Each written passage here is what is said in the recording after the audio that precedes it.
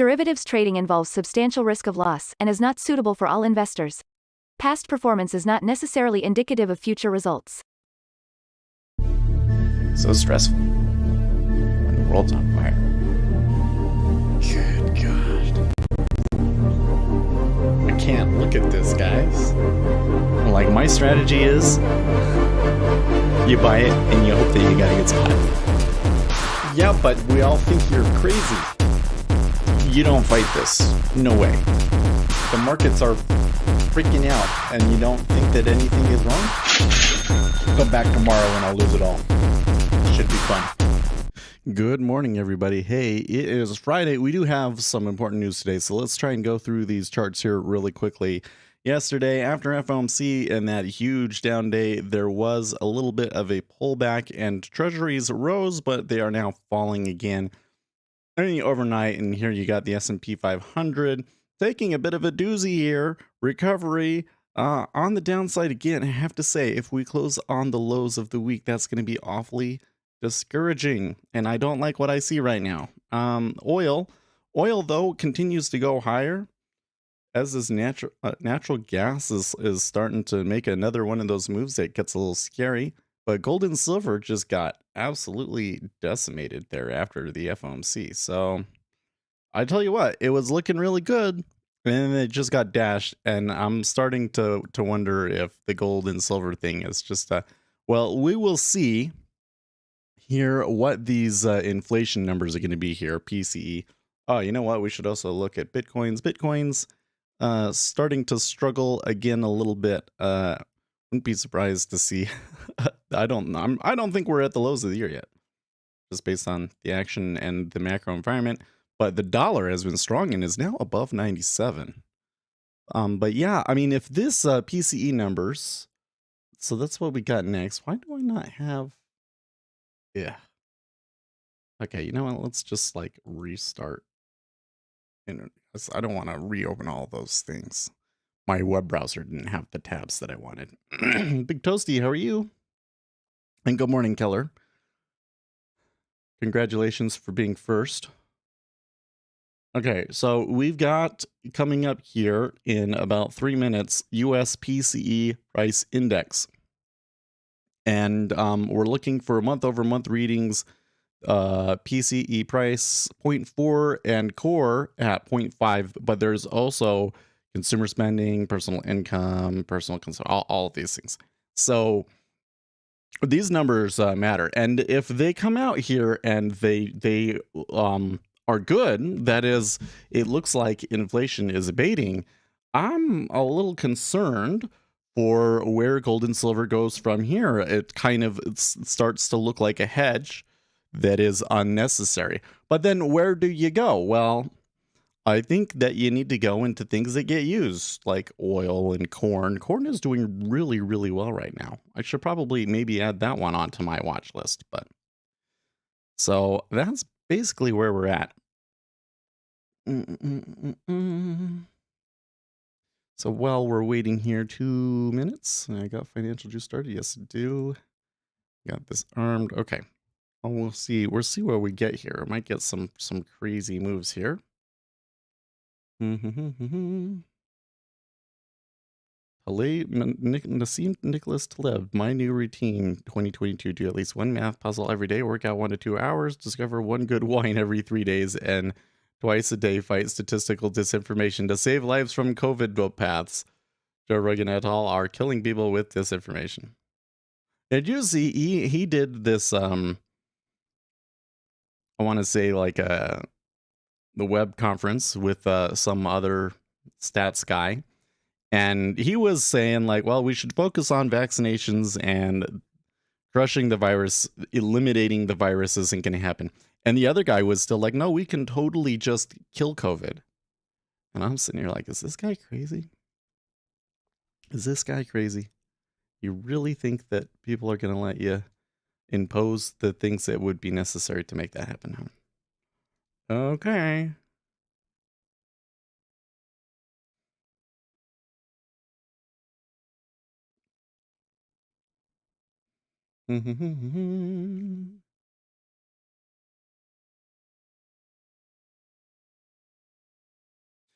U.S. Pentagon denies Ukraine crisis at 11th hour, but warns attack may be imminent, says the New York Post. Pentagon's chief spokesman acknowledged Thursday that a Russian invasion of Ukraine could be imminent.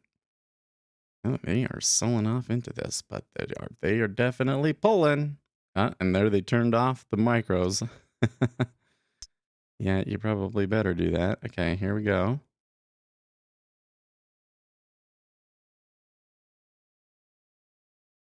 All right, so I'm getting some numbers. Personal income was lower than anticipated. And the PCEs were in line.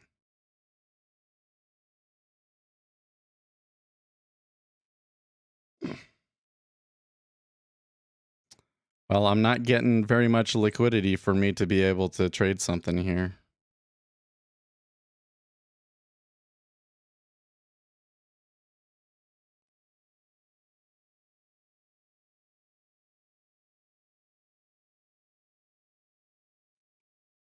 So personal income was spot 3 versus negative or versus an expected spot 5. That's a big outlier that I'm seeing here.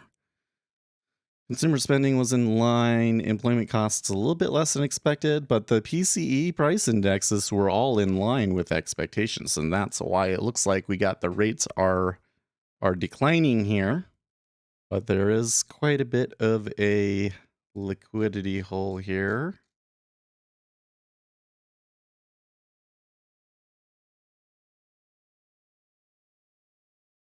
I'm seeing a little bit of movement in currencies here. Bitcoin moving up a little bit, the dollar declining.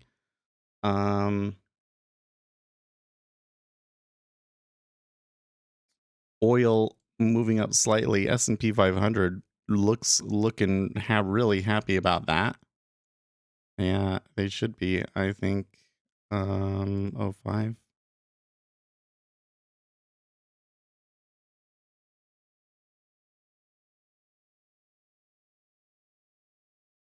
Okay.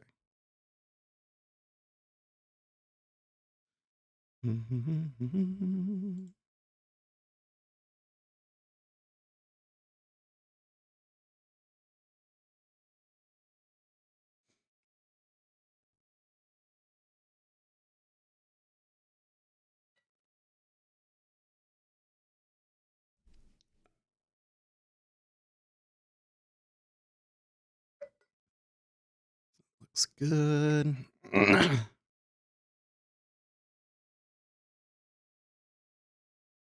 Well, it's pretty unlikely that I'll be able to take anything in the micros here. You see, they came up to where I wouldn't mind, and then leaving me in this. Nobody's really trading it. Wow. Looks like somebody decided to hit them down there at the bottom.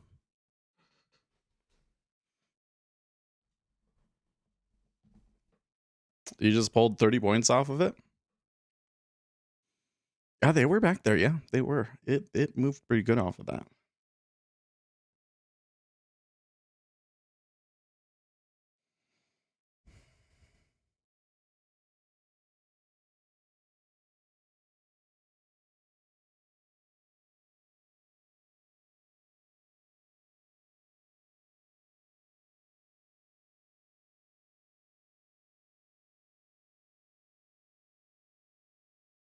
There's a possibility of well, like maybe this guy at 835 is gonna make money here.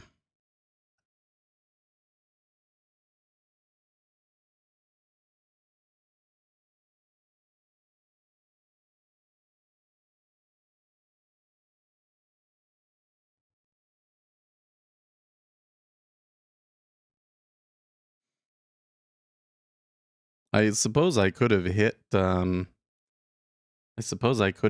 into the liquidity, but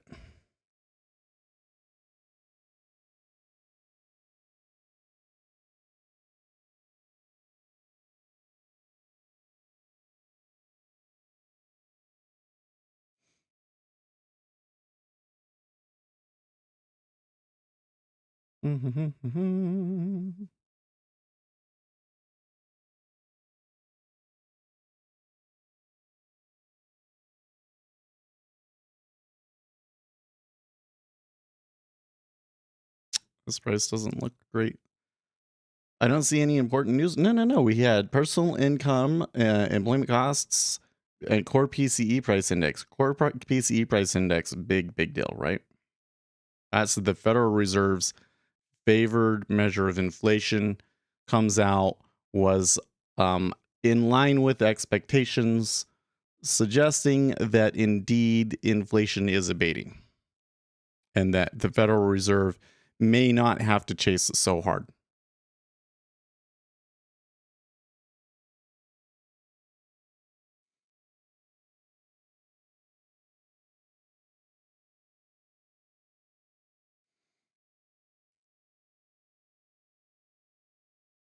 Also, Fed's Kashkari is speaking right now. As the data comes in, we adjust. Yeah.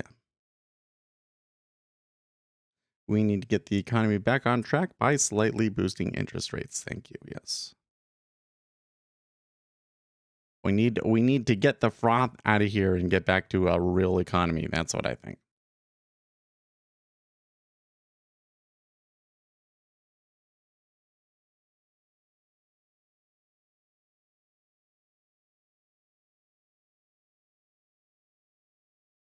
Well, the price that I selected there in ES was not particularly great, was it? You only see 2 stars on PCE. I don't know. This is where I have to say, one of the most useful things that you can do is go to Forex Factory and look at every news item that is on that calendar for the month and read the description. Know what it actually is, because based on the current macroeconomic situation, certain numbers are going to matter more for people. There's some numbers next year too that is next. Did I say next year? So some of the data points next week are really important too.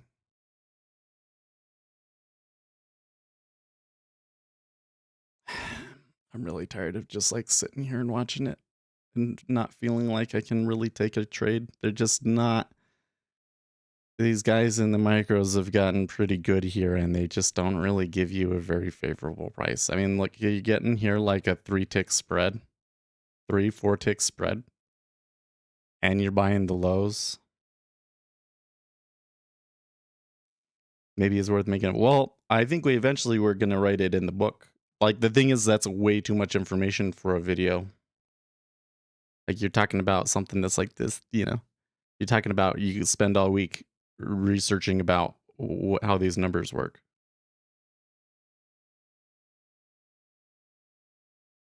No FOMO.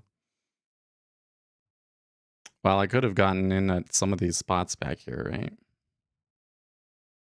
If I had just gone for it. There's pretty good room there. I mean, I thought that they were gonna go. I guess maybe they went a little bit faster than I thought, but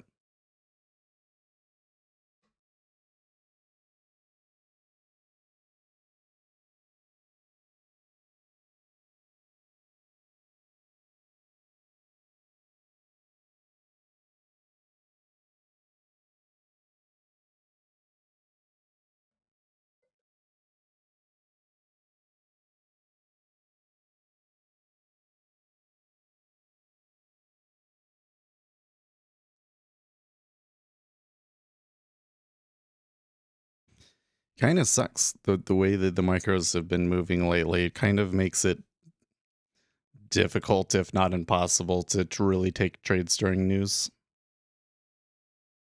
Okay, cool. My other contract in the ES got filled.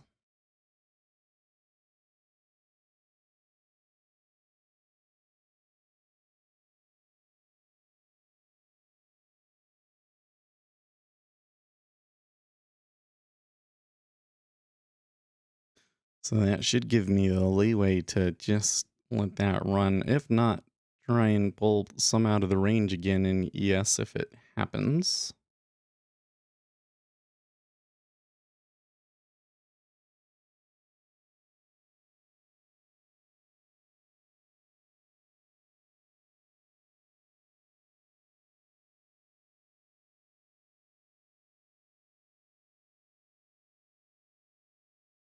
so crazy how much the ES has been moving outside of. Well, it's crazy how much the ES has been moving in general this past week, right? It's crazy how much the treasuries have been moving. It's really. I feel really dumb that I basically haven't taken any treasury trades this week. Every time that I'm in there, I'm like, I'm on the edge of it, and I'm like, don't like it. I'm being too picky. But like, what you gonna do? Hit into 823? No.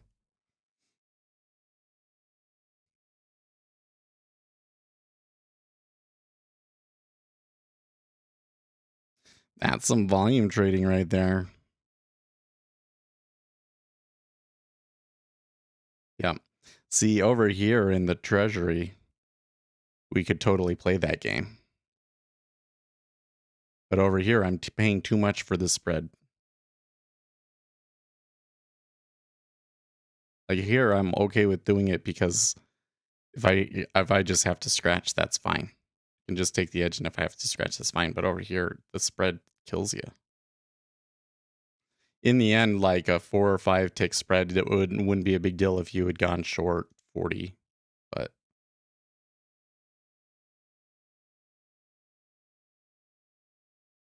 you're talking about losing a quarter of your profits on what is a big move from the spread. Or like the spreads here are a little ridiculous.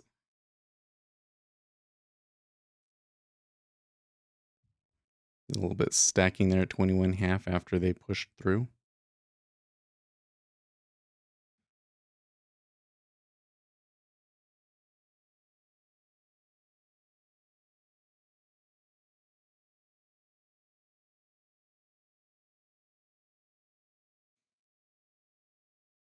By the way, quite a bit of steepening here. The 5-year really was the one that backed off. Do you look at the VWAP? I mean, kind of. The thing is that I essentially know where it is. How I was reacting. I've done a lot of research on the VWAP, and a lot of the things that retail traders say about the VWAP are kind of silly. And I don't think that as many institutions are using the VWAP for their execution as people think. I think that it's been almost 20 years now. Most of them are using Algorand Chris,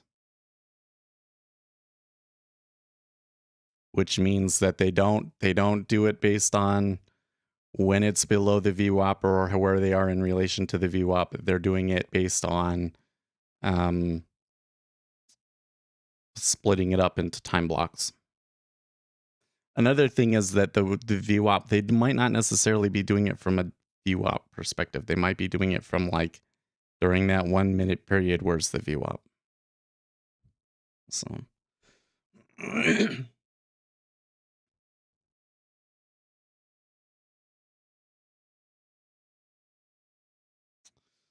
Well, that sure came back quickly.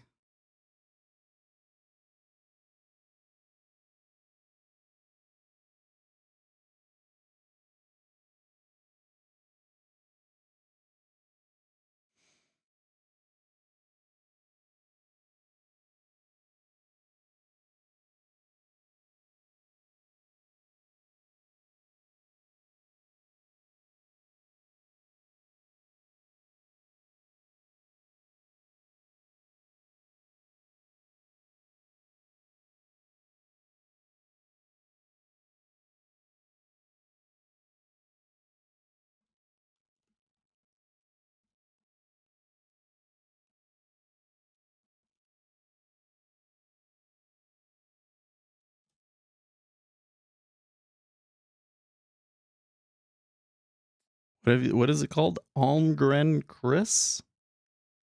Almgren and Chris 2000 optimal execution of large portfolio transactions. Yeah. There's just the whole thing is like the market does react to it, but the distribution of how it behaves is a little wonky. So like when it comes back, they will bounce off of it the first time usually, but when they don't, there is so much more money to be made on it crossing. So it's a fat tailed distribution, and just buying the VWAP doesn't necessarily lead to profits in the long run.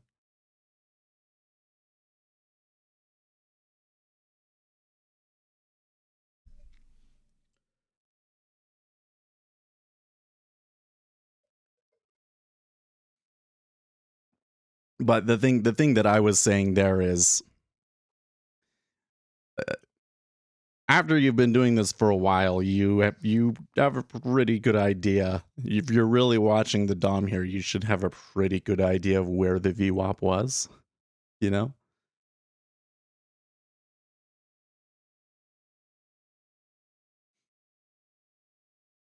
And how relevant it might actually be.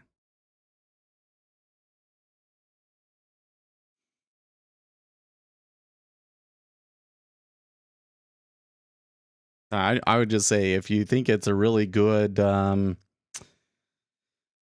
indicator, go back test it.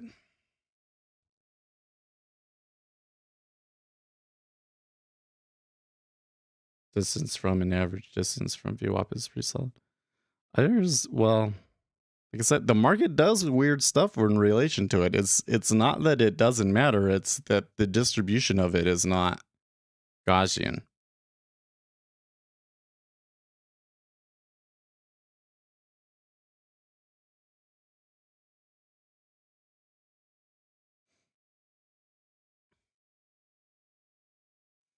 Well, I was thinking about selling it somewhere in here, and I never really got the prices that I wanted, and now they're taking off again.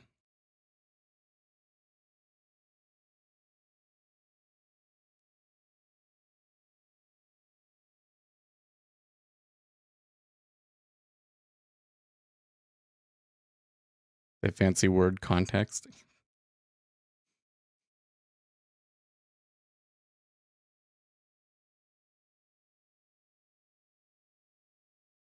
From a quantitative perspective, context just makes it worse, right? Because what context means is, not every time that it touches does it actually matter, and you need to use other pieces of information to determine when it actually matters. And that means that in order to do a real quantitative analysis of it, the number of data points that you actually have to work with is less, and therefore being able to see the whole distribution to know how the strategy really performs in the long run is just even harder, because you're not going to have enough data points to do the analysis correctly.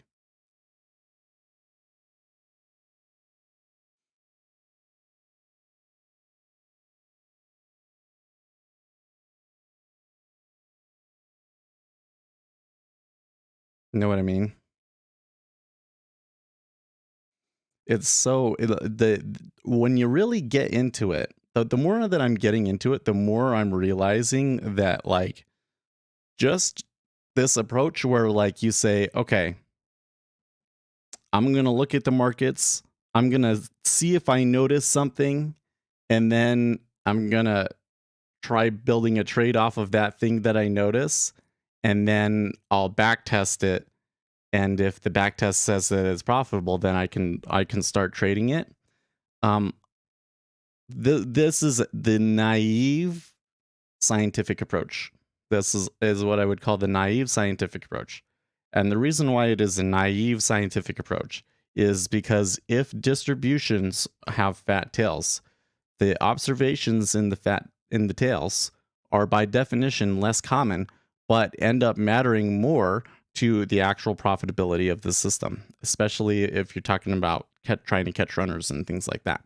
And so you need more data points to be able to really see what the distribution looks like. And the number of data points that you need is like a ton in these cases. Like, you're getting into the thousands, tens of thousands, millions, depending on what kind of a power law it is. Um, it's always more data points than we actually have. It's always more data points than we actually have. See, if you come out and you say, based on the structure of the market, we should see this mathematical property, and then you build a model for it, you compare the past data to the model to see that it matches.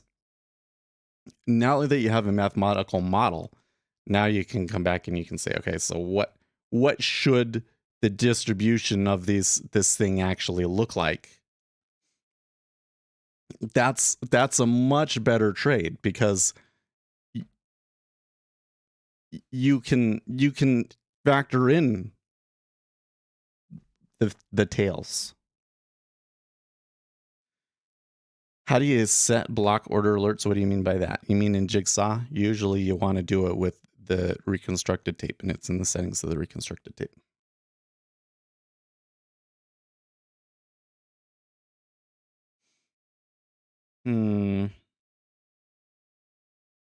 Treasury hitting back ES, turning back down.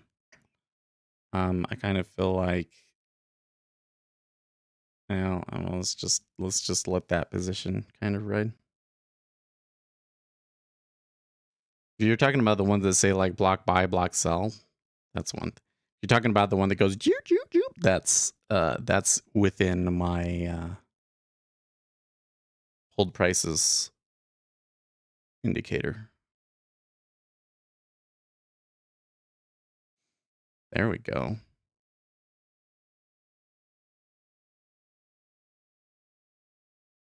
No, the voice one. Yeah, the voice one is in Jigsaw. Anyways, when you've built it off of a model that tries to model market behavior, and then you see how well the market matches up with your model, then you can go through and you can know what the distribution is supposed to look like, and you can base your strategy around that. Whereas if you're just throwing things at the wall and finding something that fixes that fits, you're almost always going to make a false assumption, because you can't see the tells. So this is why retail traders will continually, even if they're really trying the naive scientific approach, they still end up failing, and it's because and wasting a lot of time, quite frankly, because you don't have enough data to see the tails. By the time you see the tails, too late. So this is the case with the VWAP.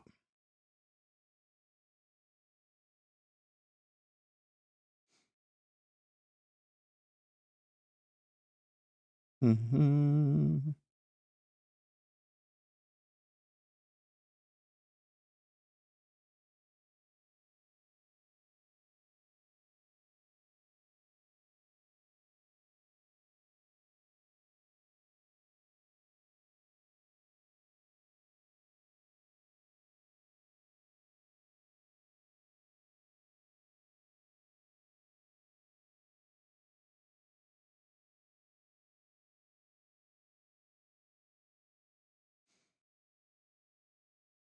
Well,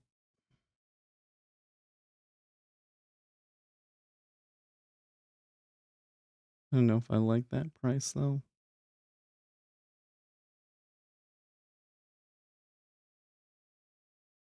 Hmm.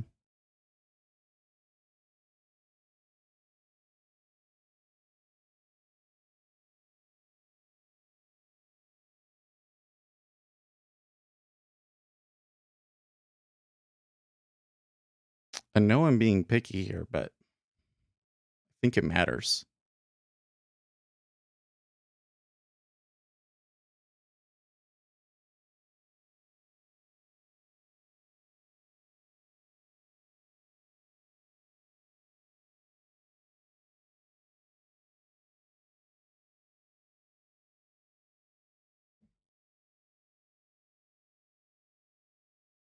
It's like as soon as I start putting my lots out there, they don't go for them.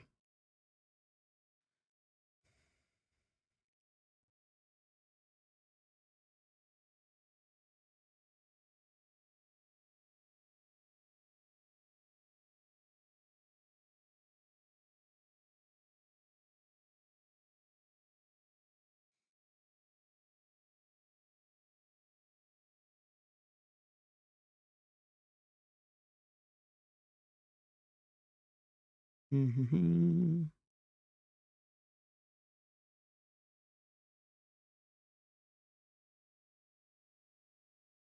Kashkar is still talking.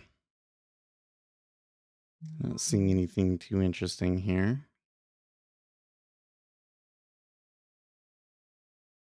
Pittsburgh bridge collapses hours before Biden visits the city for an infrastructure event. At least 10 people were injured. Oh, man. Jeez. Wow. How do you approach a fat tail? Small, stop, and improve? I don't know, to be honest with you.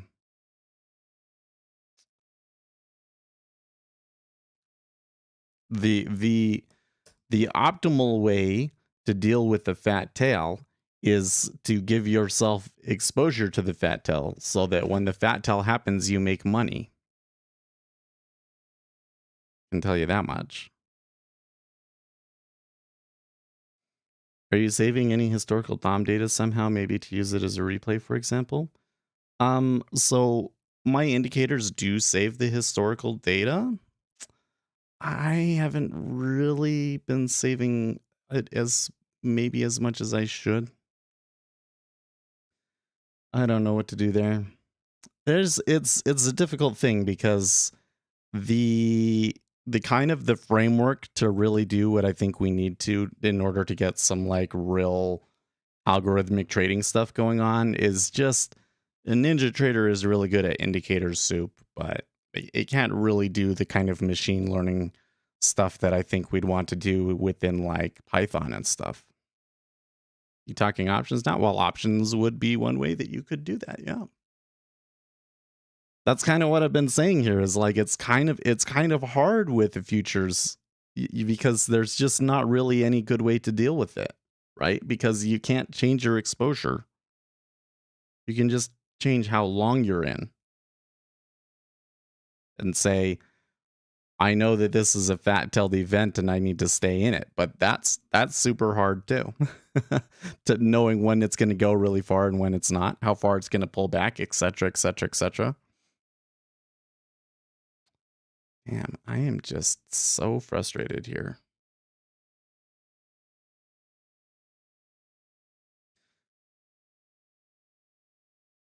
So that's where I come back to with futures. It kind of seems to me that you just kind of have to know what's going on.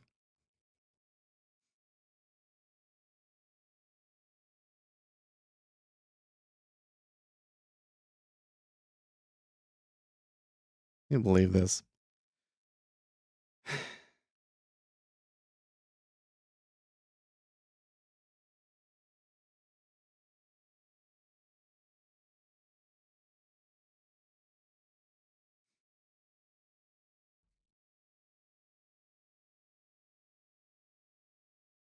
What if we could take the opposite? What do you mean? Like you have to know that the tail is coming, right?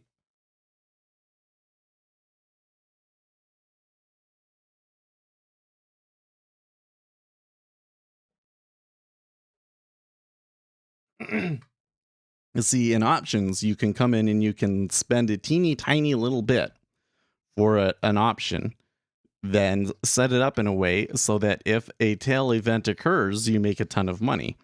And if you've done your math correctly, the amount that you will make when the tail event occurs what is much larger than all of the teeny little expenses along the way, right? In the future, in order to give yourself exposure, you have to be in. And how do you limit that tiny exposure? Because it could be you've got it right, but it goes against you and you have to get out because that's your stop, right? And then your results end up being random because of that, right? My family started asking me about their long-term portfolios. People seem to be fearing that a recession is coming. Well, I don't think that a recession is coming. But here's the thing is that a lot of people over the last year have bought into things that they will never recover from. Like if you bought GameStop at the all-time high, I'm sorry, you're not going to make money off that.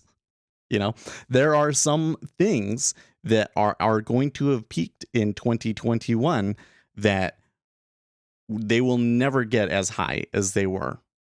They never will because you just overpaid that much. right? And I think that's what people are worried about, and they should be worried about it. Is you can get some people that were trying to play individual names instead of index funds may get a last decade, right? And the reason why they're all feeling the pinch is because they bought into this idea that the Federal Reserve will just always backstop you. So I can take any kind of crazy risk that I want.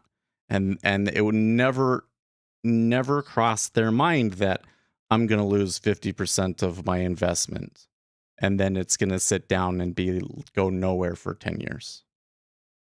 Now all of a sudden they're down 50%. And now they're thinking, what if it never comes back? Bitcoiners, I want to see Bitcoiners suffer. Yeah, but Bitcoin is the one that I think is really hard. I saw a TikTok that I'm going to be, I'm going to stitch it. Let's just say, because they're in such denial right now, man. It's nuts. It's like, oh yeah, no, Bitcoin is a hedge. It's just that when everything else is falling, it doesn't act like a hedge because of margin calls. And I'm like, what good is a hedge if it doesn't act as a hedge when it matters, right? The whole point of the hedge is when there's a downturn, you don't lose as much money, right? What is it a hedge against? And this is where it gets kind of funny, is that it's a hedge. If it's a hedge against anything, it's a hedge against the central bank largesse, right? Where central banks are keeping monetary policy too easy and are creating inflation that isn't being seen in the metrics correctly and yada, yada, yada. That's where Bitcoin is supposed to be a hedge. But guess what? If central banks are tightening, you don't need the hedge, right? Right? That means that your hedge is going to do poorly. So you should expect Bitcoin to have come down in this recent environment. It's completely in line with everything that we know about how it works. And they're all in denial trying to explain why it's coming down. And trying to convince people to stay in it when it's like, well, the macro environment is just not conducive to Bitcoin anymore. Right? And we knew that was going to happen in December. We knew that all of the things, the seasonality and everything else, were turning negative for Bitcoin. And the only thing propping it up in the first place was Tether. But now you've got this like triple horseman of the apocalypse coming for them, where you've got rising interest rates and increasing regulation and energy concerns all coming together to attack Bitcoin at the same time. And then I don't know why you would want to hold it in that situation. I mean, if it's when you're investing, like that's the thing. When you're investing, yeah, you hold it for a long time, right? And you hold it as long as the situation is that's the situation. But Bitcoin is not an investment; it's a trade, and the situation has changed. Do you think gold has no use anymore? I think that gold has a lot of the same problems that Bitcoin does, right? You keep running into these situations where gold performs poorly in situations where it should perform well. Because the situation where where gold should perform well is when we're seeing high inflation and the central banks aren't doing anything about it, or at least they're doing a poor job of getting ahead of it. Right now, the market thinks that the Federal Reserve is going to act too aggressively, that they aren't going to be able to raise very much. So in that kind of a situation, gold doesn't work out very well, right? It hasn't been working out very well. I think that it's made sense over the last 2 years to hold some of it, but depending on let me put it this way. If you want to be in gold, then you better hope that the economy falls apart here, right? That we either do get a slowdown and it really hampers the economy, or we continue to get really high inflation numbers that lead to stagflation. Because if the rosy scenario happens where, yeah, we do get some slowdown in numbers, but it's no big deal, and inflation does start to recede as expected, and the Federal Reserve has to raise interest rates, then gold's probably not going to perform well in that environment, right? So it could be the situation that before this summer, maybe the gold trade doesn't make sense anymore. So you're basically saying that has no use. Well, but I mean, gold was always a mental trade. You know what I mean? Like think of it like this. Gold and Bitcoin are down, right? Stock market is down. Do you guys know something that's not down over the past month? What is something that has done well in the past month? I'll let you think about it. You tell me what's something that has been up over the past month? Gold is down. Treasuries are down. Over January? Okay, there you go. Oil is one. Natural gas kind of.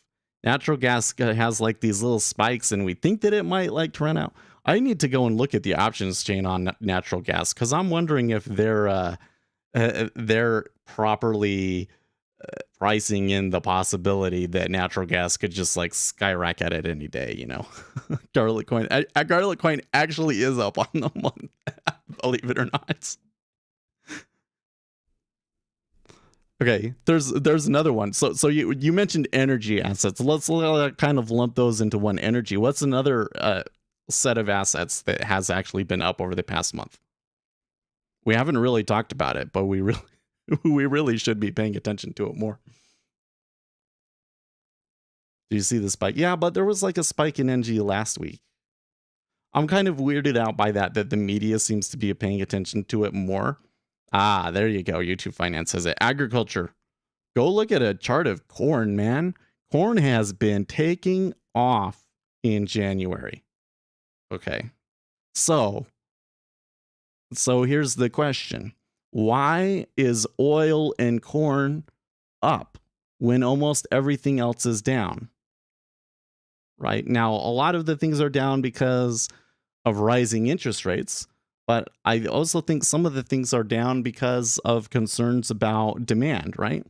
Like there have been points where oil took some hits here because there was concerns that oil demand was going to decrease, right?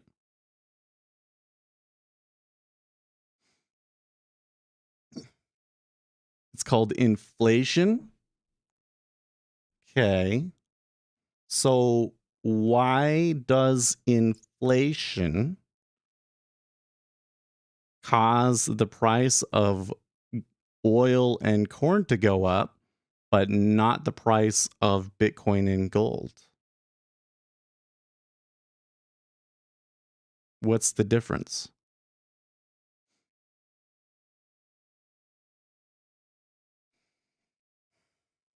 I wouldn't just call it inflation. I think that it's stagflation is the concern here, right? That we're going to see rising prices but slow growth. Back to basics with oil and food. You cannot eat Bitcoin after all. Yes, that's it. I think that that's exactly it. People still have to eat. So the demand for corn does not decrease very much. The majority, if you go and you look at what are energy costs, right? Or how does oil get used? The largest category is transportation, right? People shipping things overseas and trucks driving across America and distributing things, that is the largest category of oil use, right? Gold is not food. Exactly. Corn and oil actually get used. And in the macro environment that we are in, that people are concerned about, there's still going to be decent demand for corn and oil. And so those things, they stay up. But gold and Bitcoin, they come down. And why is that? Because the demand for gold and Bitcoin is based entirely on how much discretionary money people have, especially Bitcoin, right? For Bitcoin to move up, regular people have to go, oh, I should put money into Bitcoin, and they go in and they buy it. And if the Federal Reserve tightens monetary conditions or we go into a slowdown, people aren't going to have that money. And so Bitcoin goes down because where else is the demand going to come from? Right? Over a longer time frame, because Bitcoin is deflationary, it should go up, but that assumes that the demand for Bitcoin doesn't completely collapse. And in the short term, that really inflexible supply really kind of hurts Bitcoin. So that when you come into those slowdowns or whatever, it's like Bitcoin loses 90% of its value, right? There you go. Hard commodities are just an edge against, or did you mean hedge? But the point is, hard commodities that get used are better hedges against stagflation, right?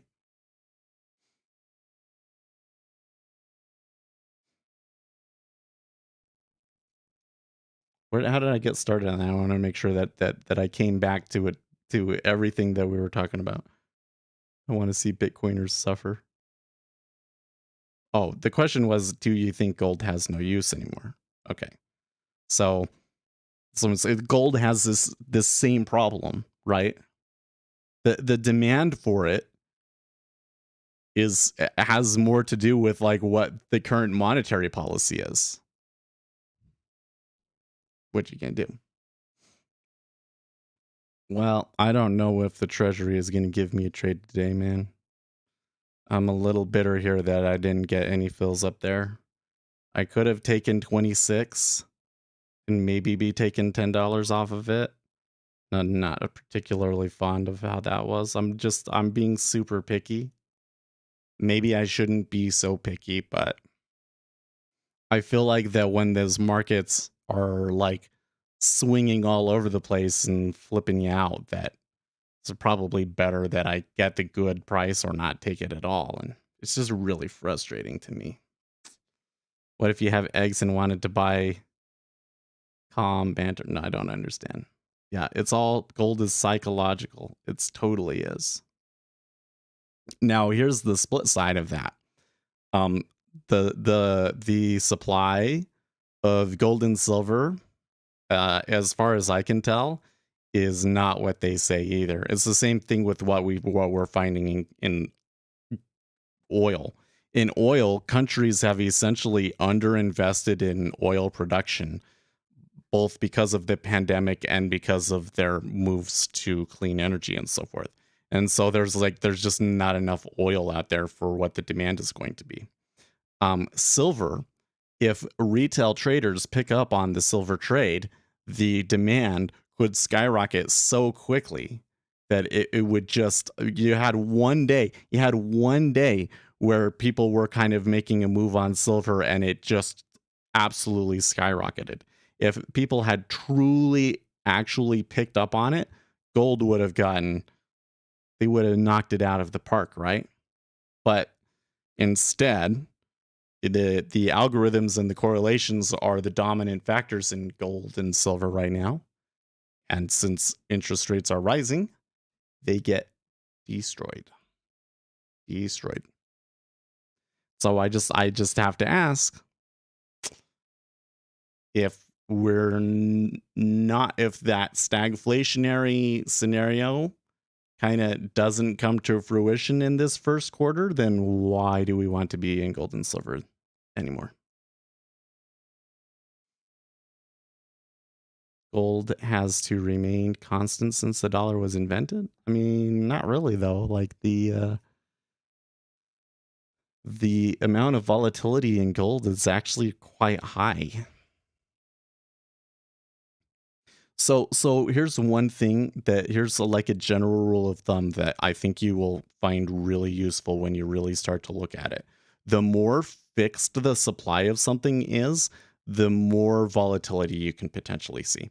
Because if the supply is flexible, and really changes in response to what the demand is out there, then that kind of acts as a counterbalance, right? If more people want to have it, then they will produce more of it. And in the metals market, the amount of gold and silver that they can actually produce in any one given month is pretty set. It's perfectly set in Bitcoin, right? And because of those things, when demand changes, it results in a larger swing in price.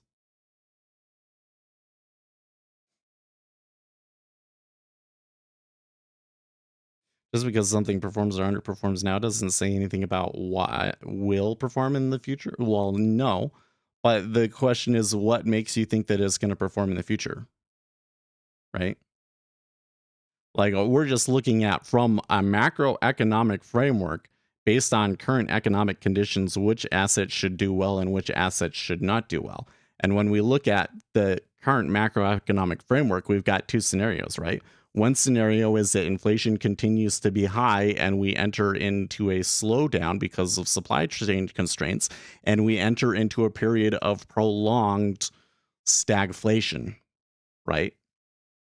Another scenario is that while there has been some concerning data that this is just a bump in the road and that the economy continues to grow strong and the inflation abates, but that interest rates normalize and that the economy normalizes.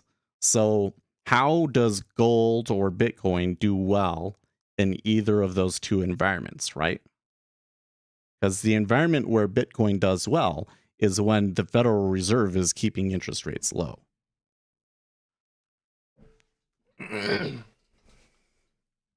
Right. And that's where I'm saying, if you want to be in gold or you want to be in Bitcoin, then you kind of have to be hoping for a recession. You kind of have to be hoping for a recession where there's just complete deflation. Do not like that, by the way. There's just complete deflation, and the Federal Reserve has to bring back quantitative easing. That's the scenario that's the macro scenario that I think you have to be looking for to want to be in Bitcoin right now.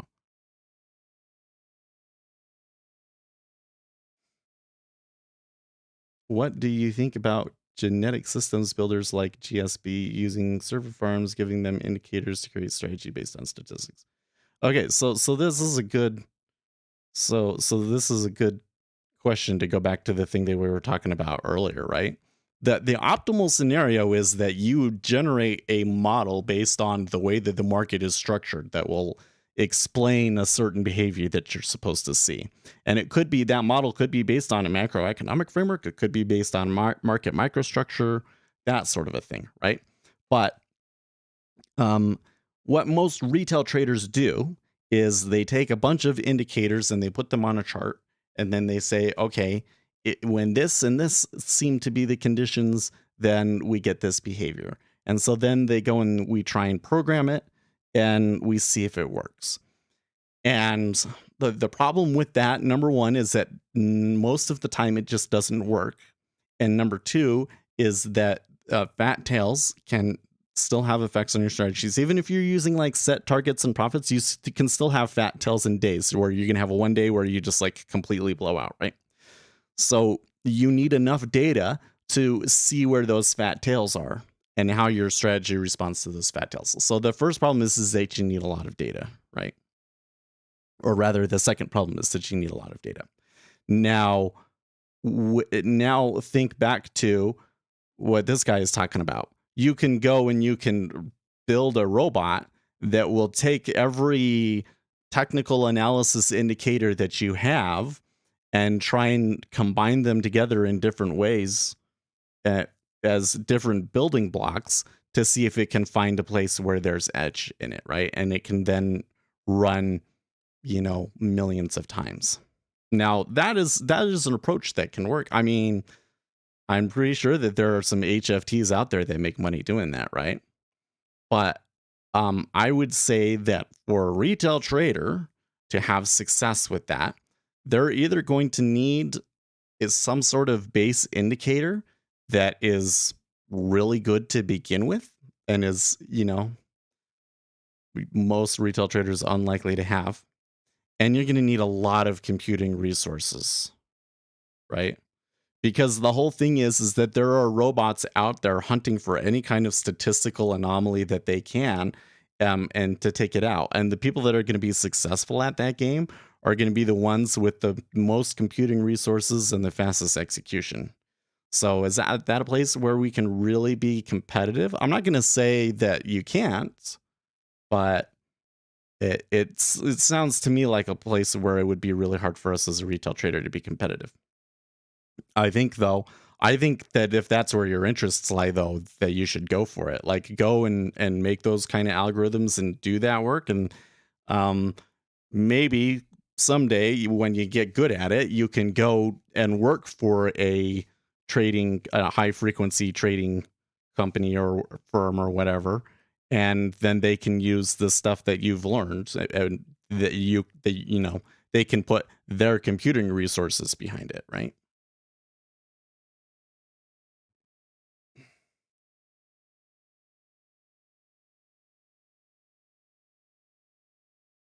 Food has now value. It's still not an exchange mechanism because it's perishable. You can't keep it to buy more food in the future.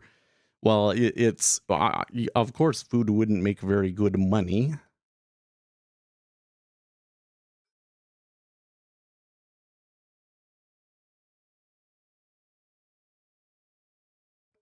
There are some things about gold that made it good for being money, right? Gold's bigger problem now is like the competition, right? Like if there were still countries in the world that were economically significant that utilized gold as their medium of exchange, it would be a different story, right?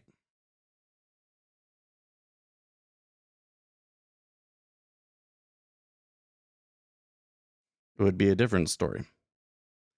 Well, and gold isn't going anywhere. Well, it's not going to zero. I'm just questioning if in the next year, if it really, I own some silver, right? Not as much, but I own some silver. The question is, should I hold on to it? The other one is I have some tech stocks. Should I hold on to those?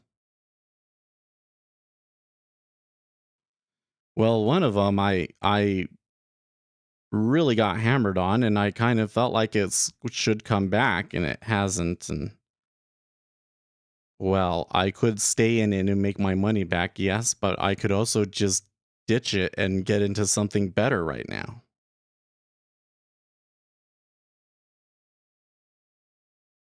What do you think about platinum? Well, I mean, it's the same thing. Platinum has more industrial uses.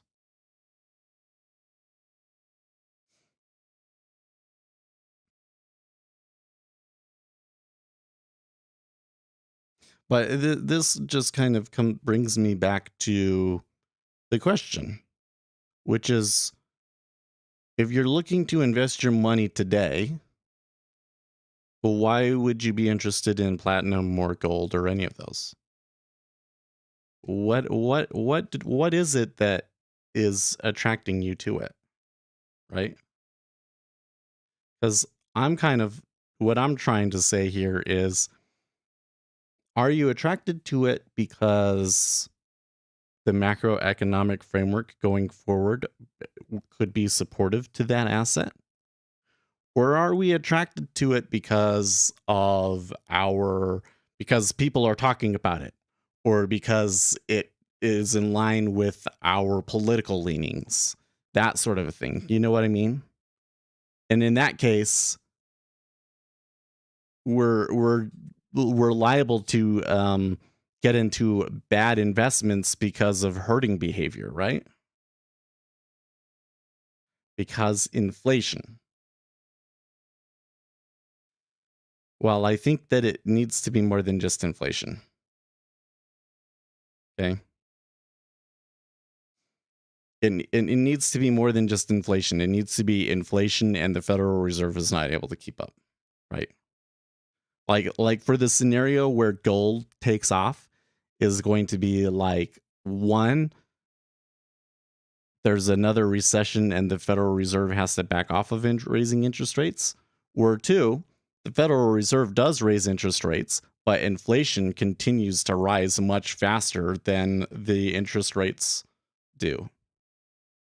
And it gets to the point where the Federal Reserve, like, you realize in the 70s that there was times where they raised interest rates a whole percentage point, like the equivalent of 4 rate hikes all at once. That happened in the 70s, right? And that's when we look at gold as like, gold is a hedge against inflation. That's where we get that data where gold performed that way, right? And now we're coming in here and we're getting like the highest inflation in forever, and gold is doing terrible. Why is that? Well, it's because the Federal Reserve is raising interest rates, and the market seems to think that the Federal Reserve isn't even going to be able to get as far as they want. That it's like you'll raise interest rates maybe 4 or 5 times here in the next year or two, and then at the end of that, you're going to have to lower it again. That's what that's all about, right?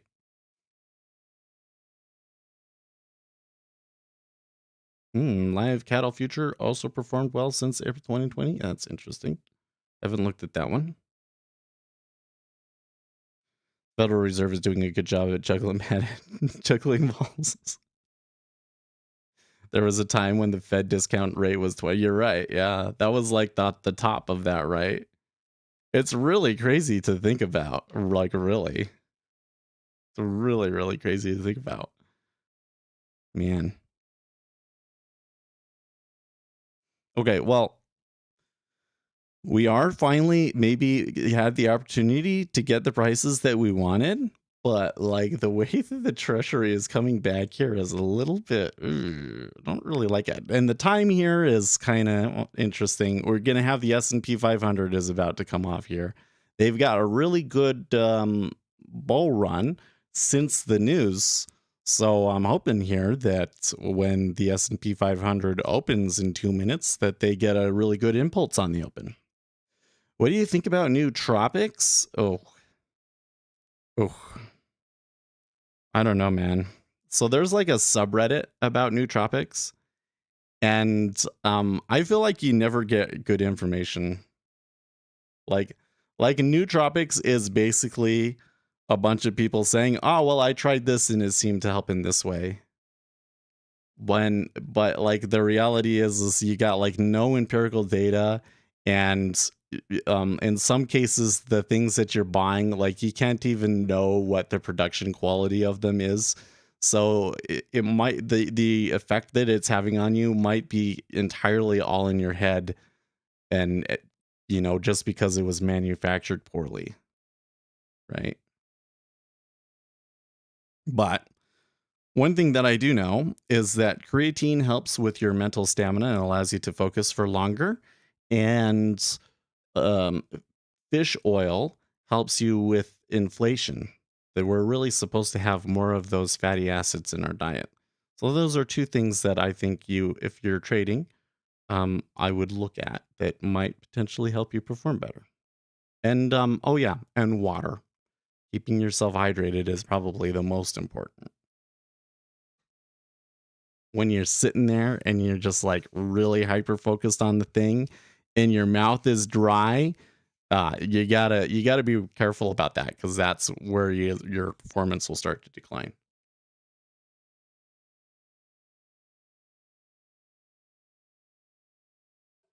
Do you think that trading spreads gives you any advantage versus outrights? Like ES versus NQ spreads? Um, so there are some really, um, how do I say this? There are some things about spreads that I find really attractive. It seems to me that there is a much stronger and more reliable mean reverting behavior in spreads. And and there's less volatility too. So like the amount of money that you're risking overall on the trade can be relatively small, and like the chances of you getting stopped out of your trade are relatively light. Like you can take spread trades, especially with these micros, and hold them for weeks and weeks and weeks, right? When FTH, he's talking about like if we came here into the micros and we bought the 2-year and sold the 10-year, right? So there's some things that are really attractive about spreads. But there are two things that are working against you in spreads that I think in modern markets end up mattering a lot. At least when I've tried doing it, they've ended up mattering a lot.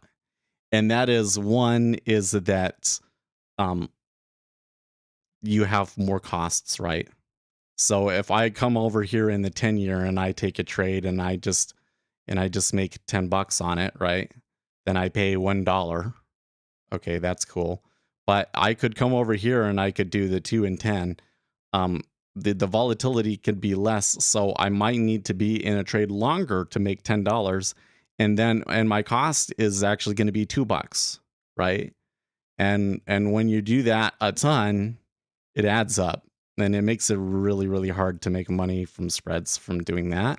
And then the other side of it is that if you're going to be doing spreads, you kind of want to get a good spot in the queue, right? Because think about if I wanted to do, well, right now there's steepening, so that means that the 10-year is going to come up a little bit faster than the 2-year.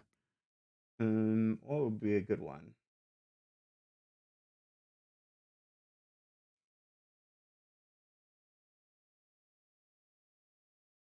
Yeah, the 10-year did go down. So I think that you could do something like sell the 10-year and buy the 30, right? Okay, so if that was the spread trade that we were going to put on, okay, sell the 10-year, buy the 30. What are my options right now? Okay, I can sell 825 and I can buy 120, right? So you kind of got this spread. And if it doesn't immediately go against you, like think about that. That's 2 ticks you've lost over here, and that's 4 ticks you've lost over here. So if you do it with market orders, you're immediately down 6 ticks essentially, right? So you kind of need to get a good spot in line. Now, of course, that's the micros. Micros kind of suck in that respect anyways, right? So then you come up here into the treasuries and now it's like, oh yeah, but I've got like 3,000 contracts ahead of me, right? So I think you can make it work, but those are the things that are kind of working against you in spreads. And again, it's kind of a complicated thing. So I don't know. I haven't really traded spreads enough to really know like what are the best opportunities out there. But if we were working from our larger framework, which is that there's more informational inefficiency than there is technical, the market is more technically efficient than it is informationally efficient. It seems to me like it's a lot easier to figure out where the market is wrong about something when you're looking at the outrights than it is when you're looking at the yield curve. And that may just be because I just don't understand the yield curve enough. I don't know. I've been doing a little bit of research about these models and things like that. And I kind of think that if I was going to do spreads, that I would probably need to be using spreadsheets and, you know, models to try and calculate what things should really be a bit more. Yeah. Looks like sell the news again in ESNQ. Yeah, the open hasn't been so good. Pretty ugly sell, in fact. But this is why I oh wait, where was my it doesn't even show it. That's funny. Well, I'll let them do their thing. I think I will take one here if they give it to me.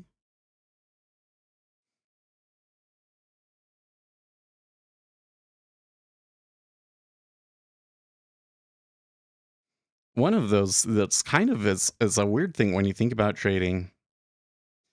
Like the problem is there's always going to be some disadvantage, right? There's always going to be some disadvantage. I think that the unfortunate reality is that retail traders are just at a really big disadvantage most of the time. You know what I mean? So I think that there's kind of two ways that you can do it. One is you can really investigate all of the different edges that are out there and select the one that is the best for you, right? And you still might not make money. But another option is to just study the one that you like, and if you don't make money from doing it on your own and you can't be competitive on it, that's okay, because maybe you could go and work for a hedge fund or something at some point. I don't know. Not that I've known anybody in the retail industry that has done that, but I suppose it's possible.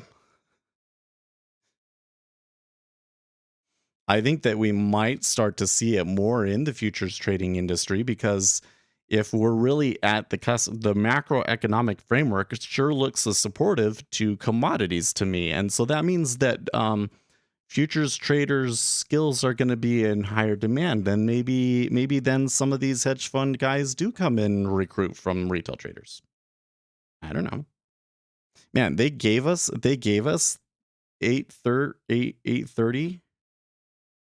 I don't know what the correct way is to read out these prices to you when the interest rate one spot 830.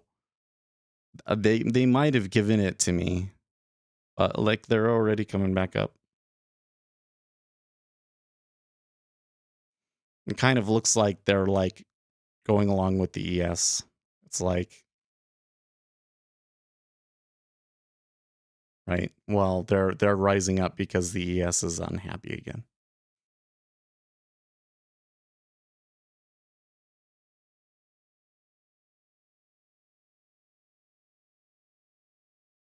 Do you think that access to the market micro data will increase more retail traders in the market in the coming years?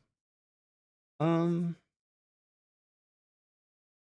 I do think that the introduction of micro treasuries will increase the number of retail traders in the market. Just having something so dirt cheap really expands the number of people that can try this. And not only that, but like I have my platform. I really like Jigsaw. Obviously, you guys can tell. And if you like Jigsaw and you want to try it out, I have a coupon where you get $100 off of Jigsaw if you're a first time customer. But it's like $50 a month for the live trade license, and it's like $500 to start. And a lot of people aren't going to put money into that sort of a thing. But now there's all of these platforms that brokers are setting up where like the platform is free, or it's only like $5 to $10 a month, right? So, I think that we are making futures more accessible. The split side of that, though, is that futures trading is still super, super hard. And I don't think that the introduction of micro treasury futures is going to increase the number of retail traders that actually make money from trading futures, unfortunately. And I really think that the exchange should start thinking about doing things that to specifically help retail traders. Because, in my opinion, the more diverse your market makers are, the better protected you are against risk events. Because if the robots are doing everything, that kind of leaves us with several really big vulnerabilities, as we've seen here. So I heard TT was for a subscription 12. No, I don't think it's that much. I think that for the nicer version of TT, you have to pay like 150 a month now.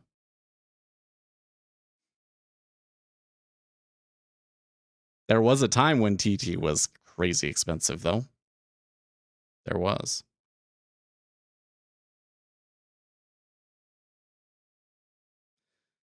Yeah, sorry, I'm talking about the micro yield futures. I mean, they're basically micro treasury futures. They're not. There are some key differences that actually matter quite a bit, but man, well, I don't know what I think about this price in the treasury. So, like, I'm looking at the chart in the treasury. It seems awfully non-committal. There was a good move up, but then two waves back down, and it just doesn't seem like there was much follow through, you know?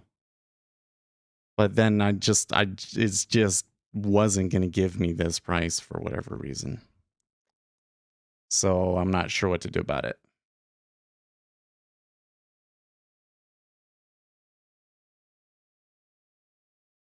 Seems like a bull trap in ES. I'm hopeful. You know what? I'm hopeful. I think that the news that we got this morning was good. I think that the markets are being a little bit too pessimistic, and I think that some shorts will probably have to cover today too. And I'm hopeful that the S&P 500 should be able to make at least a small little rally today. That's I'm just hopeful. I don't know. I don't actually know what's going to happen. I can't say that my feel for it in the treasury is particularly good, but that's why I took the sim trade that I did. I really wish, though, that I had gotten the opportunity to go short yield in the treasury, because that's the trade that I really want to be in, and I just haven't been able to find a spot. Could have made at least $15, $20 if I had gotten some of the spots that I really wanted. So I don't know. I don't know what to do about that. So when I look at it, it makes me want to just hit 16,816 there, you know? But that would really be hitting into the edge of it. It probably isn't very wise.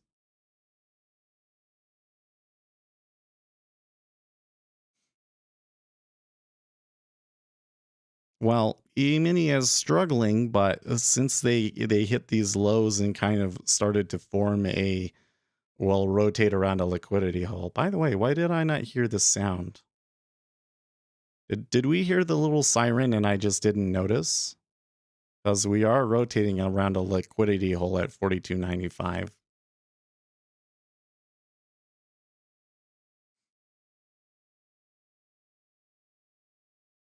China raises first batch of 2022 rare earth quota by 20%. And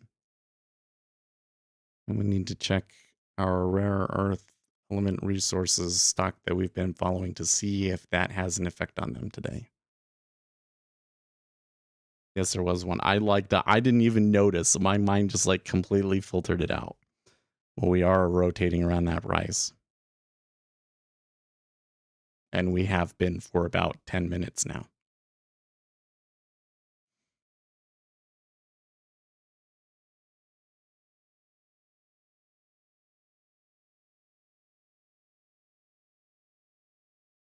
Liquidity holes are fascinating. It's like this. It really is, right? You know what I find fascinating about it is that like it seems to be so instructive in the equity index futures, which, you know, given the way that arbitrage and all that sort of stuff happens in there, I would think there'd be more random. But like that's the thing that's cool about it is that like I can't necessarily tell you we're gonna reverse or continue through from that area, but it almost always forms an area. It almost always forms an area. So the book does have an impact on the price there.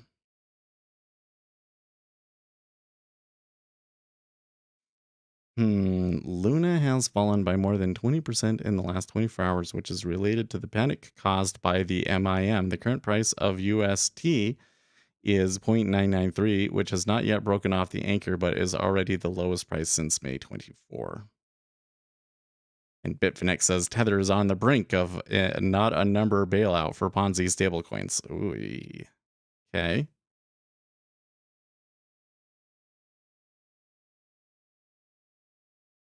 Here the treasury's back up to those highs and taking another high. And me being like, I could have made 20 bucks. What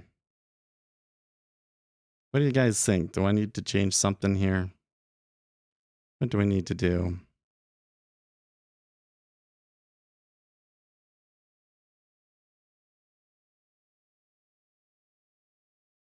I don't know if it's just me being too cautious.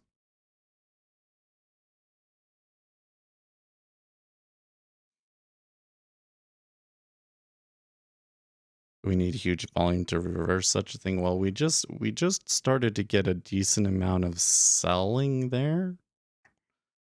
I mean, that's in line with what we've been getting since the open, but that was like a really big dip. Although I tell you what, if they end up holding that and like recovering to like 42.95 and above it, they could easily flip it with that kind of a divergence, right?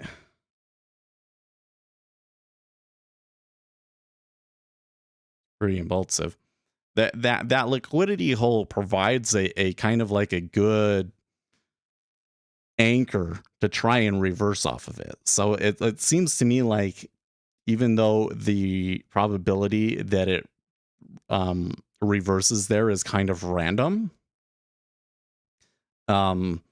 it's more likely to happen there than in other places.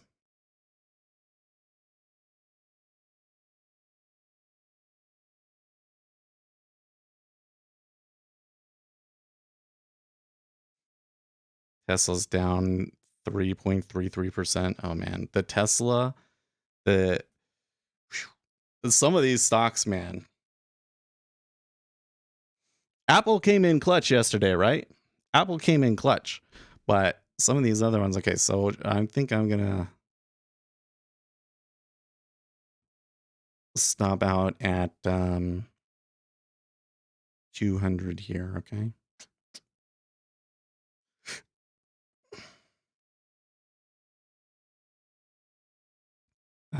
Anyways, Apple came in clutch, but so many of these other companies were bad and they're getting punished so hard for it. Netflix, Robinhood, Tesla, a lot of the real anchors of this past market or just got decimated this week, right?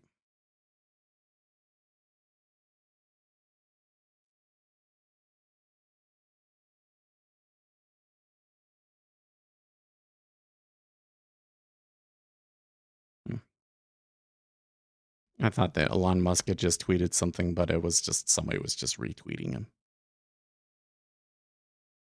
A lot of retail traders have turned bearish. Well, yeah, they have. Remember the whole Meet Kevin thing, right? The Meet Kevin sold his whole portfolio and is going to come back in 60 days or something like that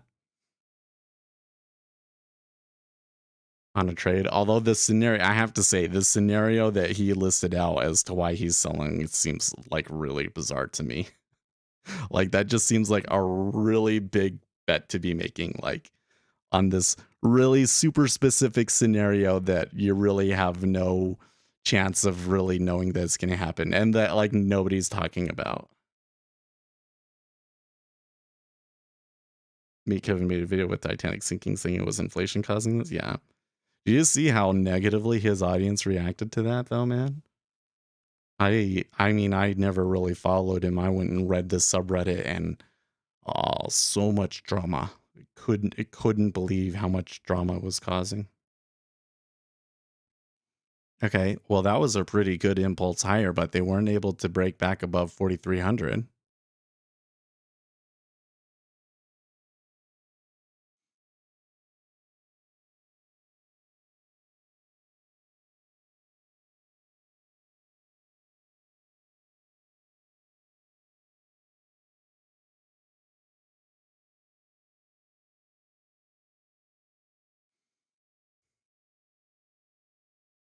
So this strong move up, strong move back, creating quite a bit of a wick there. It is probably still going to be a pivot. Yeah. Unconfirmed pivot, I guess. Oy.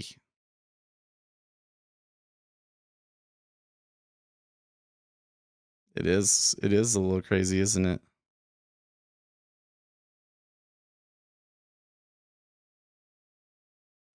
Oh, that's right. We get some news at the top of the hour. I totally forgot about the Michigan numbers. Those are going to matter.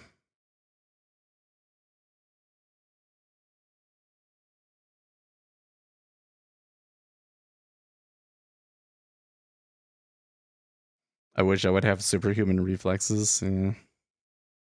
I don't know. I kind of feel like it's better to just try and base your strategy in a way that you don't need those kinds of, I mean, again, if you really know what's going to happen, then you don't have to have those kinds of reflexes, right? But it's probably asking too much.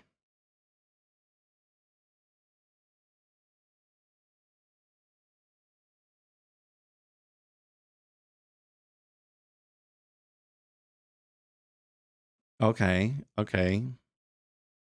That's looking better. That's looking better.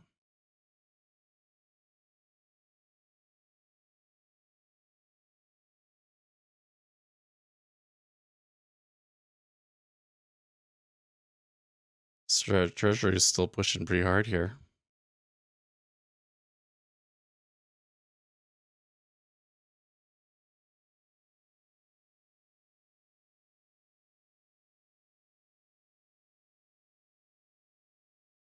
Well, look at the deltas over in here, right?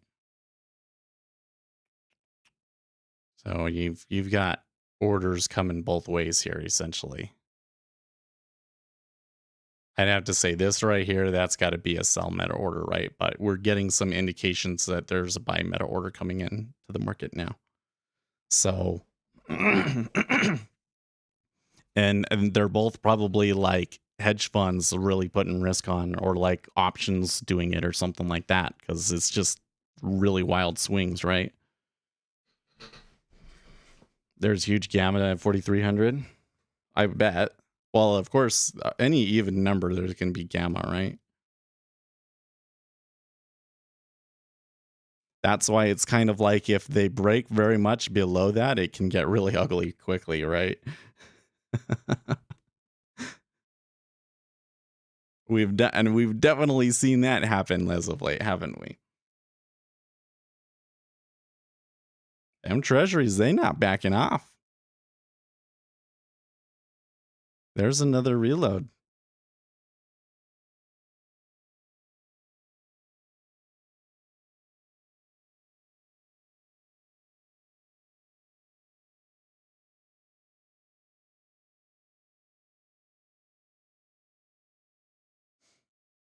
Hmm.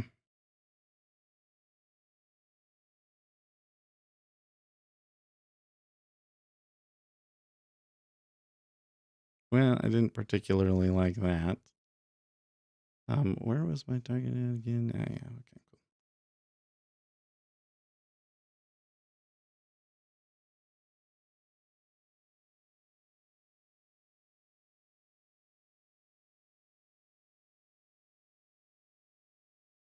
Nope.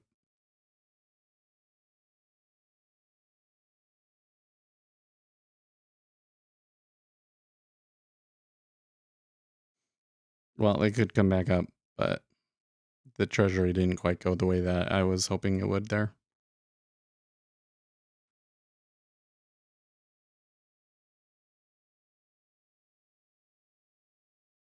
Here we go, recovered it.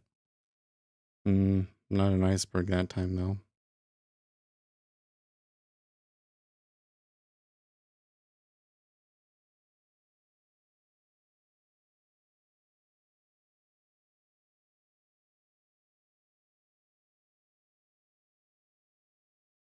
So one thing that's kind of giving me pause here in the treasuries is that I think that this push higher was really driven by the S&P 500 turning south, right? So if the S&P 500, if that's like the worst of it and the S&P 500 turns higher or this news ends up being good, then are the treasuries going to come back, you know?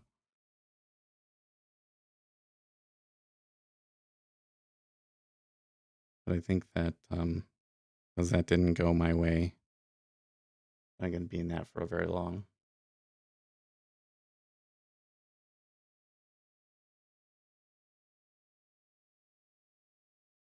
How many contracts? I still only have one contract on it.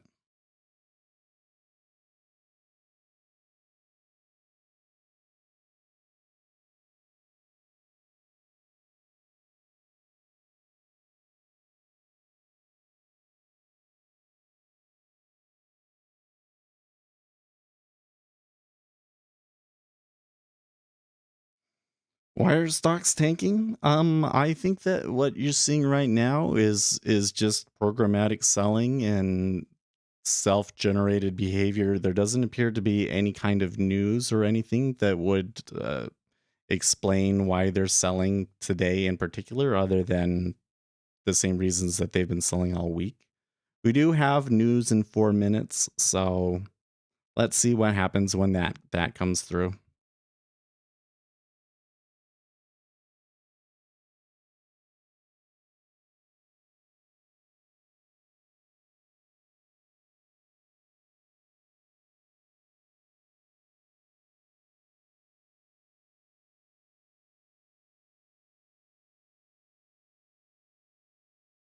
Jeez,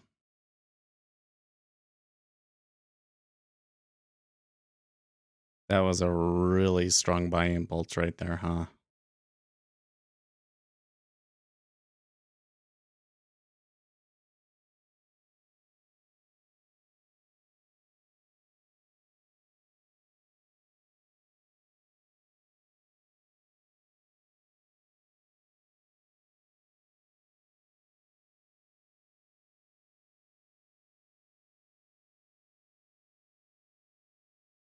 This thing's just all over the place.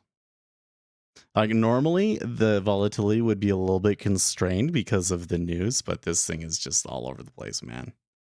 They are just battling, duking it out like nut crazy.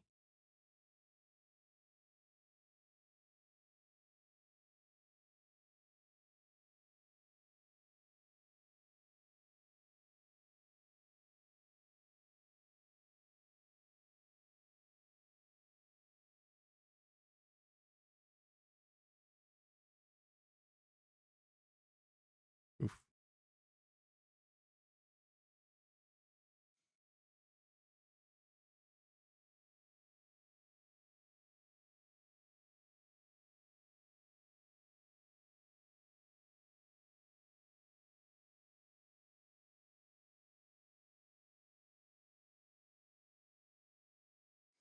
Tika's negative 480 still. Yeah, the sell orders aren't. I mean, they're getting pushback, but the sell robots don't look like they're off, right?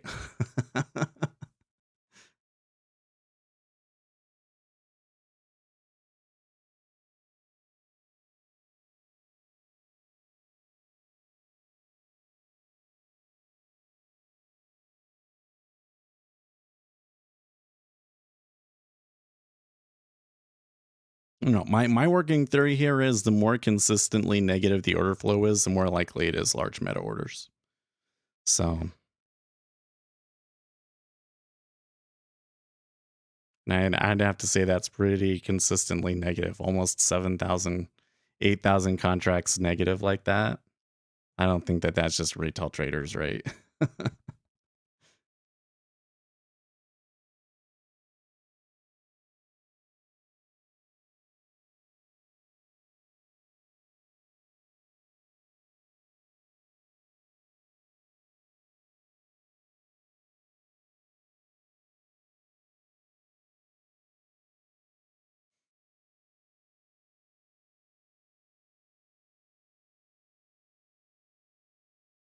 Does it mean short or long? Not necessarily.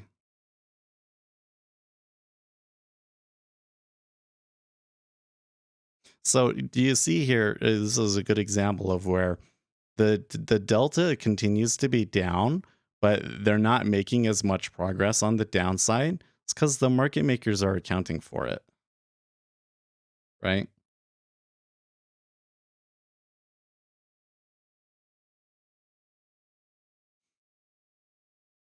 Here we go. You see a little bit of pulling. Man, there's a lot of level 2 updates right here. Okay. 1 year inflation final, we got 4.9, for which was in line with the expectation.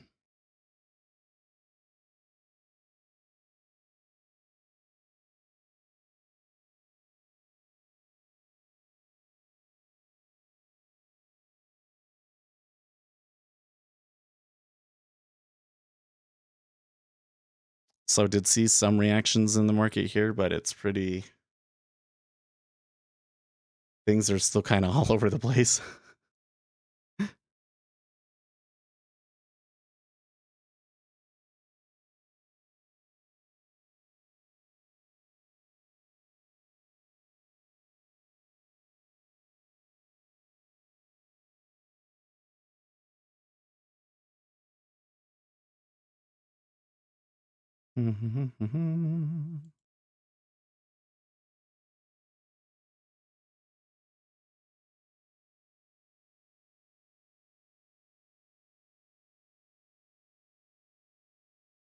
Jeez, look at when it does that, it's just like whoosh.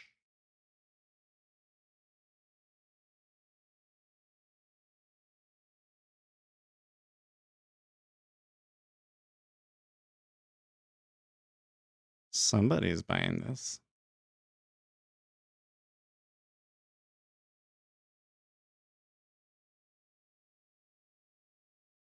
And the treasury looks like it's fallen back there.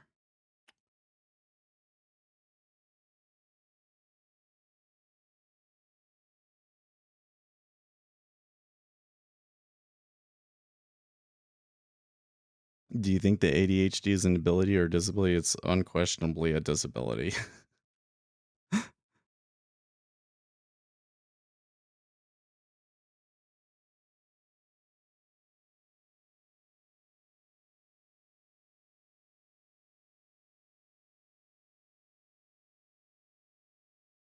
Yeah, there are some certain tasks that people with ADHD can kind of are, you know, might be better than the average person at in general, but generally speaking, it puts you at a disadvantage. Very much so. In places that really matter too.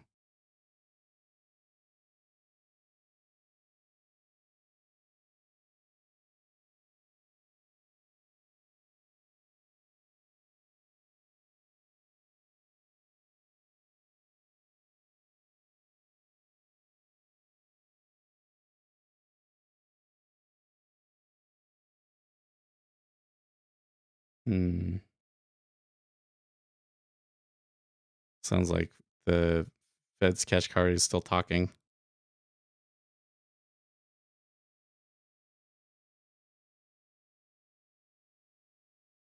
Hmm.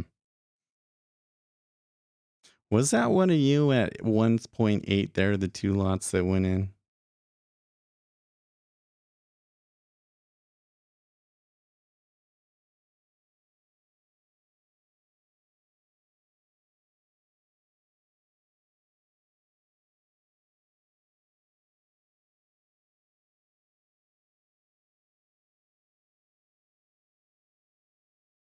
Saving lives.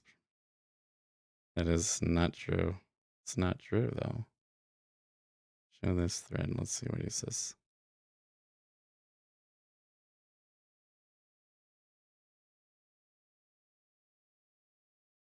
Oh, he's trying to push the boycott Spotify because they won't get rid of Joe Rogan. You got to be kidding me, dude. You would think that Taleb of all people would know better, but whatever.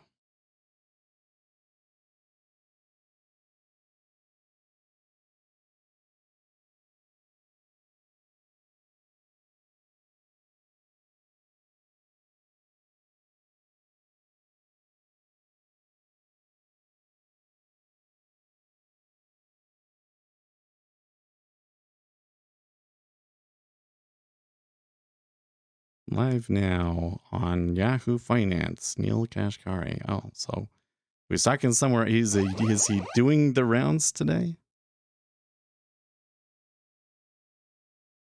Okay, so that is now the second liquidity hole kind of signal that we've gotten in this area for the ES.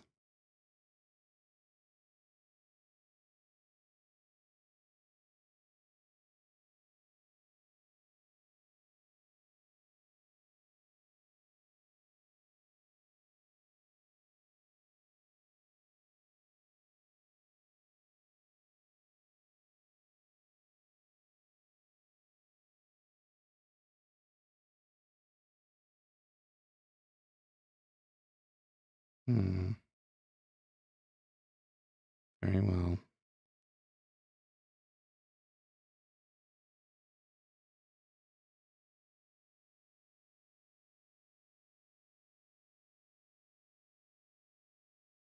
I mean, I think what I'm doing over here in the treasury might just, or my results over here might just be random, but I'm sure I'm finding it frustrating.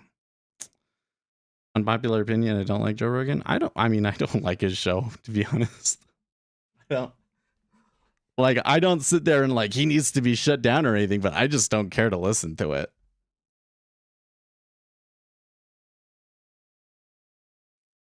Saving lives precedes any other consideration is a statement that I disagree with so vehemently, though. So just to review, because I didn't really explain out what I was reading there very well. Nassim Nicholas Taleb is saying, save lives, boycott Spotify. And he says, number one, boycotting Spotify is not censorship. You are not the state. And number two, premium non nocere, saving lives precedes any other consideration. What does that mean? I don't agree with him, though, that saving lives, okay, well, first, do no harm. I see. I like him better than the old shock jock Stern. Yeah. I hear you on that one.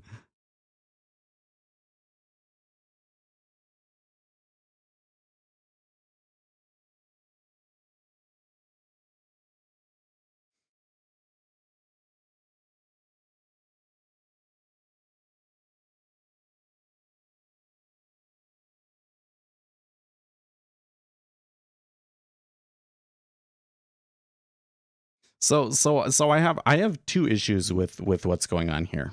Okay, number one. Oh man, are we okay? Hold on a second. We let Seth speak every day. Come on.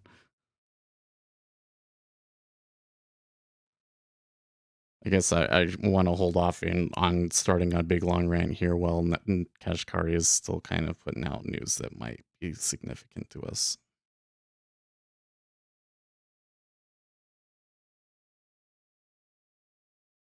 I'm just praying for a 90% move in crypto so that I can cash out a break even, start trading futures, and be done with this market for good. Well, I don't know if start trading futures is a better place per se. I mean, day trading cryptocurrencies sucks, but my financial juice squawk is all of a sudden clipping a lot. Is anybody else getting that? Oh, I'm so tempted to get back in the treasury, but I should avoid this area, especially while the ES is just chopping here. What do you got here, Celine? Okay. 59. Oh, that's not much compared to the other days, but it's still something.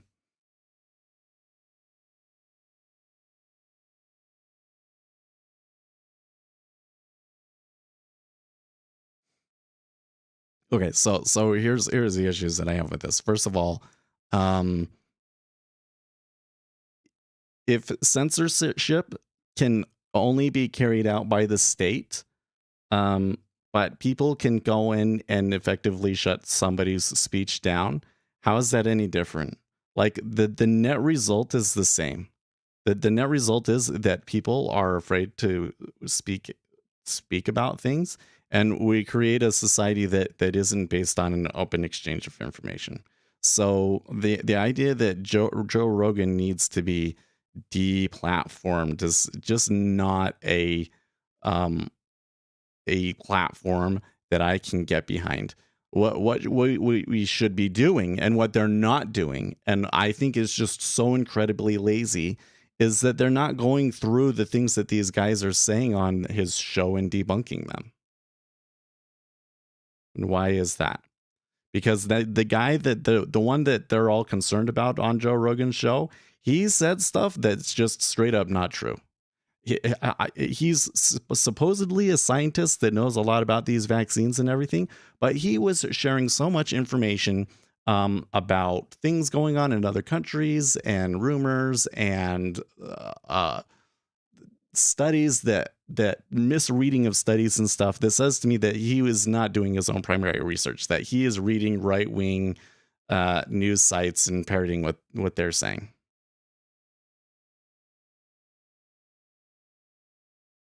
If any, at what VIX are you hands off? ES algos I make are quite reliable, 25 or below, but beyond this, I've yet to build anything that is provable multi-time frame. Yeah. So I'm working on a new framework for that, actually. So let me see if I can explain to you what I mean by this. Say you have a distribution like this, right? And it's a fat-tailed distribution, right? It looks like a dildo. Okay. Now here's the question. Where are the tails? Where are the tails? How do you define at what point this is a tail or not? Well, Nassim, I think he has an answer that I really, really like. So if you look at these curves, it's two curves, right? There's one curve that is concave, like this, right? That's a concave curve. You see it in the upper right there. And then there's another curve that's convex, right? And the reason that this matters is like when you're doing an error, there's like if you had a point here on this convex curve, I'm going to use this red. You have a point here and you have a point here, and then you do the average between them, you're always going to get a point that is below what the actual value on the curve is, right? So your error is negative. When you get over here, it's different. The error is going to be positive, right? So that's why his definition of where the tails start has to do with when the error starts to become convex. That means that it's like this one down here, right? So I think that what we want to do is when we're looking at the ranges and all of a sudden we get into the tails, then at the very least we want to start trading differently. That's my current thinking on it. But I think it needs more development.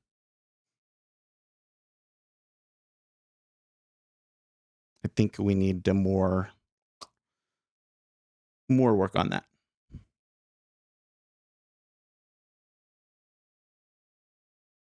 At least we can tell what's happening in futures and why. Yeah, that's a good point.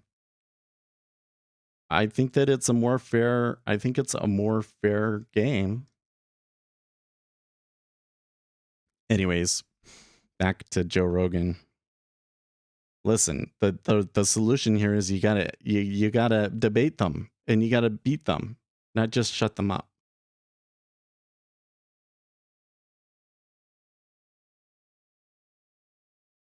And that Taleb goes so quickly from like wanting to speak to we should shut certain people up is really a little frightening. It's just crazy how quickly some people go from that, but I think that it's just people's natural inclination, right? I think that censorship is like a human instinct. It must be. But this other statement, primum non nocere, that might be the case when you're a doctor, okay? But when we're talking about political moves that affect the entire population, you cannot base everything off of that, okay? It's not okay to like create significant damaging effects against the entire population to save one life, right? Like when you're at that level of decision making, there is always going to be positives and minuses where, you know, a certain number of people are going to die because of something, right? And if we took this attitude that saving lives was always the primary consideration, then like we wouldn't be able to drive cars, when nobody would be allowed to ever take risk. I it's just not a realistic way of doing things.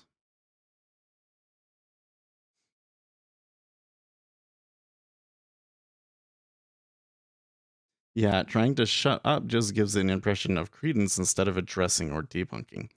Yeah, and further, and here's the big thing, okay? That I don't think that these guys get. Spotify picked Joe Rogan specifically for this reason. So to come in and then deplatform him would completely destroy their entire strategy.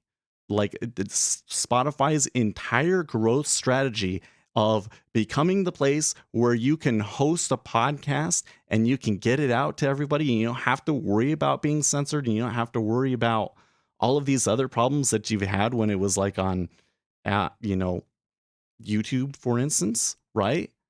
That's why they did it. And they picked Joe Rogan specifically because of this kind of controversy. So to come in and to try and boycott Spotify and try and force them into giving up is so absolutely counterproductive.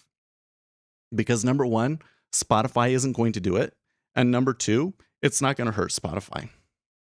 More people are going to watch Spotify now because of it, because people are trying to boycott it.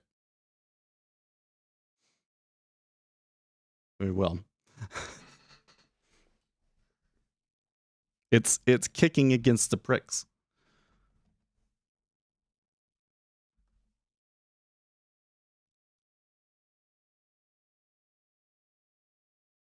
Okay.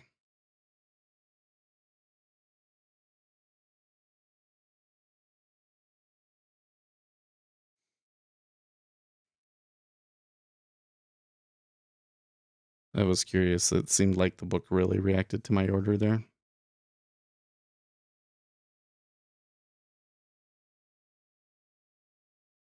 So I'm just going to kind of come back out here.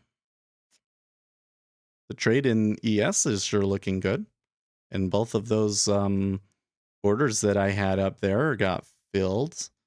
I'm feeling pretty good. I'm feeling like I'll buy the dip if they give me a chance.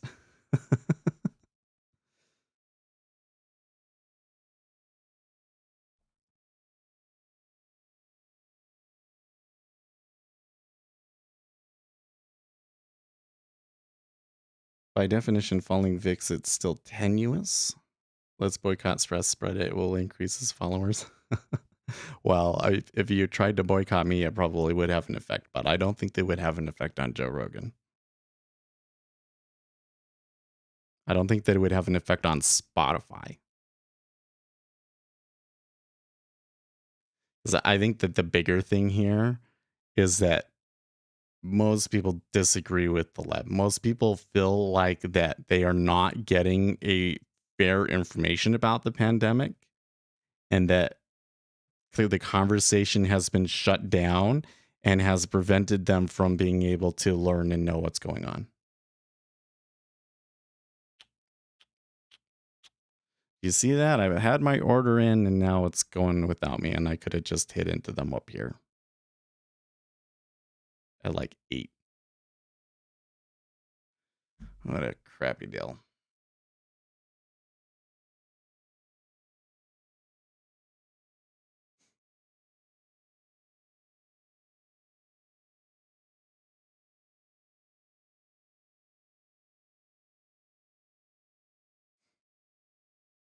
I'm just tired of trying to chase it and never catching it. I'm just gonna take one here and see.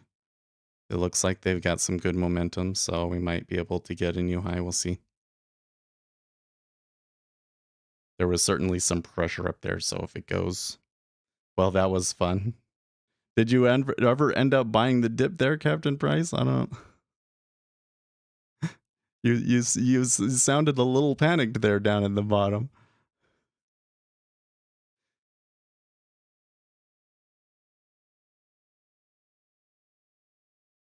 You bought the chase and sold quickly.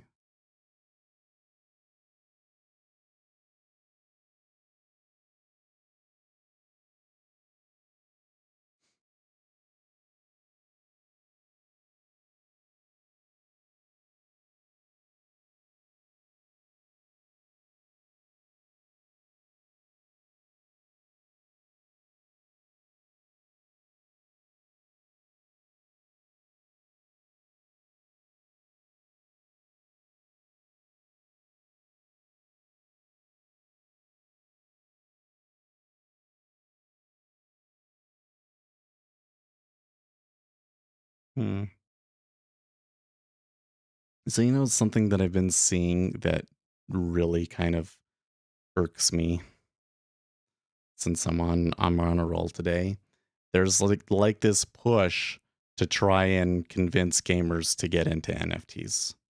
Like there's like I think that Gary Vee and a bunch of influencers had like a meeting because I'm seeing all these guys on YouTube. All of a sudden they're talking about NFTs when they literally had never talked about it or cared about it ever before.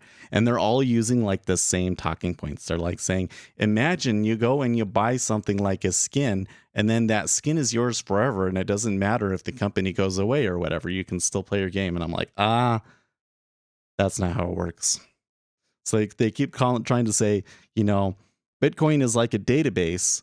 And what it allows us to do is it allows us to have permissionless data. We can put the data there on the blockchain, and I don't have to worry about somebody hosting it or anything like that. Anybody can put it there, and it's censor proof. And no, that's not correct. The blockchain only allows you to put in 1 megabyte of data on the blockchain every 10 minutes. And everybody that is a node has to have the whole chain.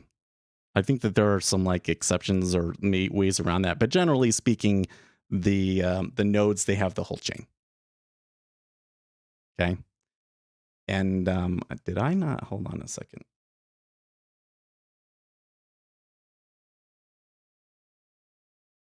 Huh. That's weird. Okay. I did take a trade there, but NinjaTrader isn't like it shows that I'm in the trade too, but it's not factoring it into my profit and loss at the moment for whatever reason, but we're okay. Okay. But you're only allowed to put 1 megabyte data, so you can't store like the actual data for the item on the blockchain. All you can store is that you bought the item, right? Which so like if the company goes away, the system that has the items and all of that stuff is going to go away. And now they're saying, well, what they want you to be able to do is to be able to put a gun in the game and then allow you to like resell it and stuff. And I'm like, I hate that stuff. I don't want that in my games. Screw that. I don't want to deal with this market. 10:30 a.m. will be less noise. Maybe, I don't know. I mean, like, well, they just had a pretty big pullback there, didn't they? But I'm thinking that's pretty good. Yeah, 1 megabyte can't even store a high resolution passport size autograph. Yeah, but that's now this is why like all of these picture NFTs, they're all hosted on DigitalOcean, which is or not DigitalOcean. What is it? OpenSea or whatever they call the name of their website, and they're hosted by Amazon. So basically, it's all links to assets hosted on Amazon, right? The Web 3.0. As it is used by Bitcoin and Ethereum, is a complete sham. Okay, because Bitcoin and Ethereum can't store that data. Now there are coins out there that like Filecoin that do something where it's like if you store if you prove that you stored certain data on your machine and served it out to people, then we'll pay you our coin. And they create an ecosystem like that. But it's still not being stored on the blockchain, right? The blockchain is just a mechanism to encourage people to host things decentralized. The idea that you can actually host stuff on the blockchain itself is completely false. And that's what the Web 3.0 people keep trying to tell you, but it's a lie. And when I come out and I see so many gamers, all of a sudden, gaming influencers, all of a sudden they're talking about this, like what? Huh? Makes me think that it's like another pump and dump sort of a thing. What just happened there? The treasury snapped back hard. Well, the 10-year snapped back hard. We saw some heavy volatility in the S&P 500. I have to say we're getting some pretty strong buying through the S&P 500 here. They almost wiped out all of the selling. They didn't break the highs.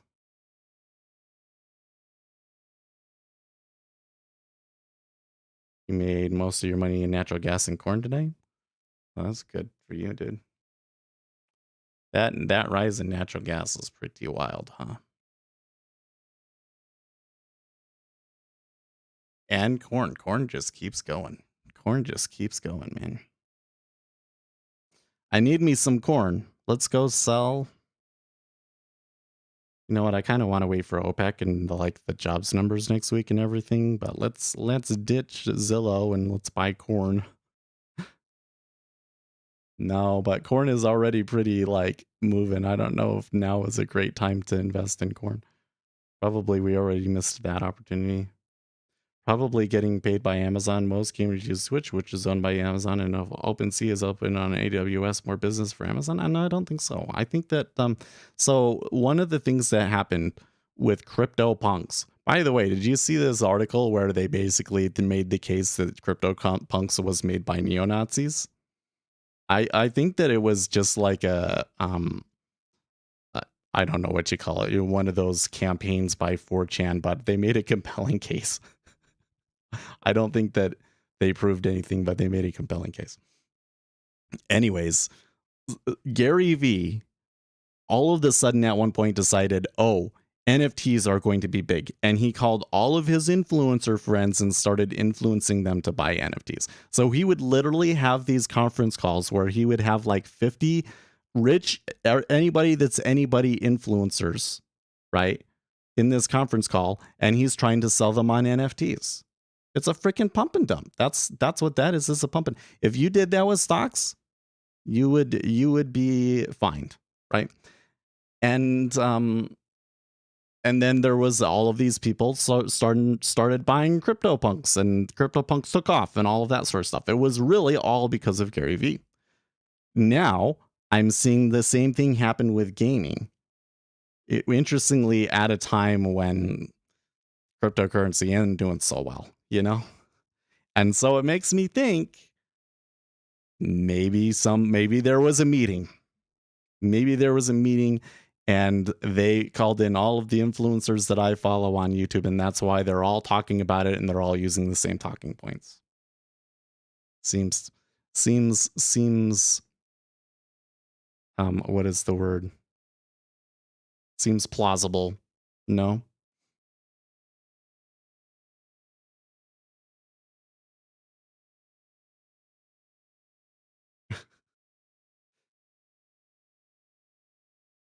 Bitcoin did have a little bit of a rise off of the PCE news this morning, but it gave back most of its gains.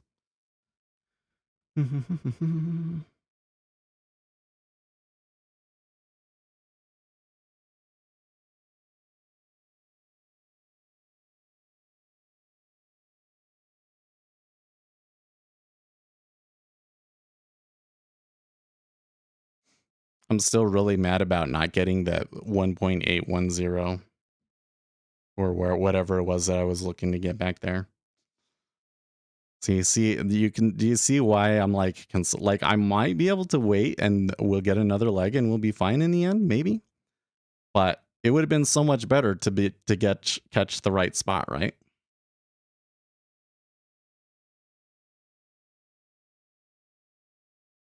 I watched that Gary V's office tour video. It was exactly 180 of what he preaches. What do you mean by that? I don't know. It seems to me like Gary Vee is just a shill, dude. Like I don't see how anybody can look at what he does and what he's involved in and said, "Oh yeah, Gary Vee, he supports it. I totally want to be involved in that investment." Cramped up in 50 people in a space for 30. Good grief. So same with all these other guys like Mr. Beast and um one of those two brothers that they have big YouTube channels. Like all of those guys, it's like if they're pushing some sort of investment scheme or way to make money, I want nothing to do with it.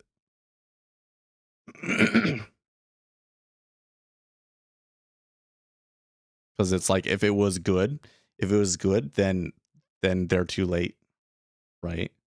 But if they're pushing it, it's probably more likely that it's just like a bad idea in general. Like people are paying them to promote it.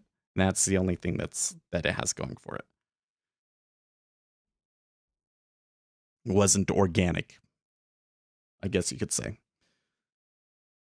Is anything organic anymore? Sometimes on the internet, I kind of wonder if anything's organic anymore. Because I'll go in and I'll like make a video, and I think it's just the greatest video.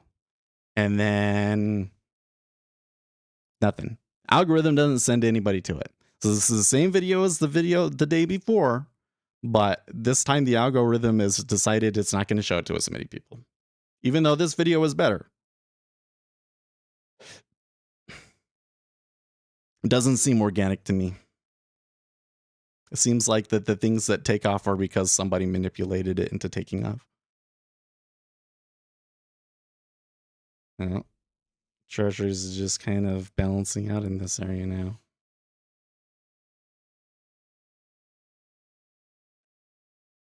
We've got about 30 minutes here, so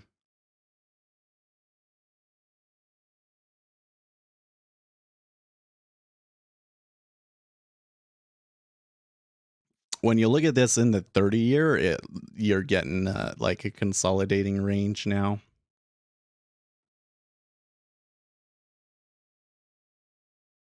S&P 500 joins NASDAQ in having the worst January ever.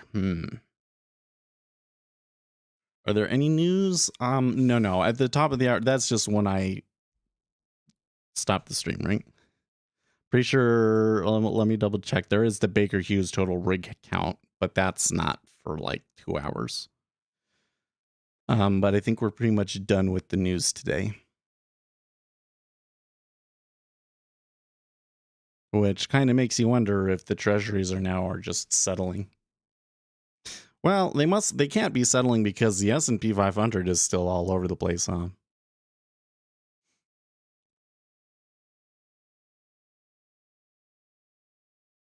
Well, I'm gonna try one more time thing, catching a little bit here in the SPOOs.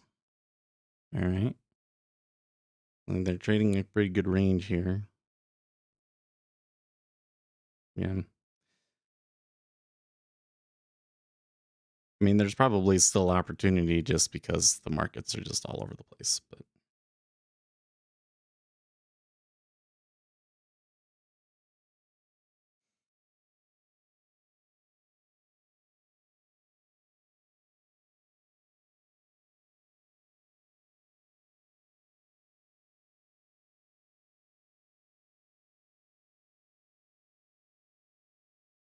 Zelensky, it's not possible to predict whether a war will occur tomorrow or in February, but it is possible that it will occur.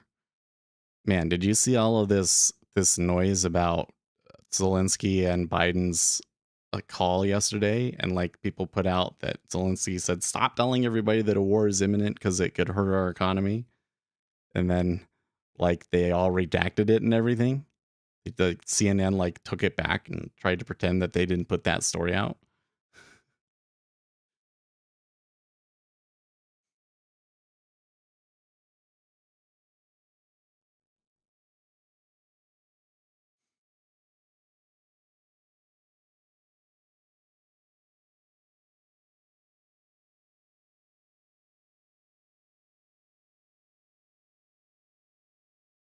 Okay.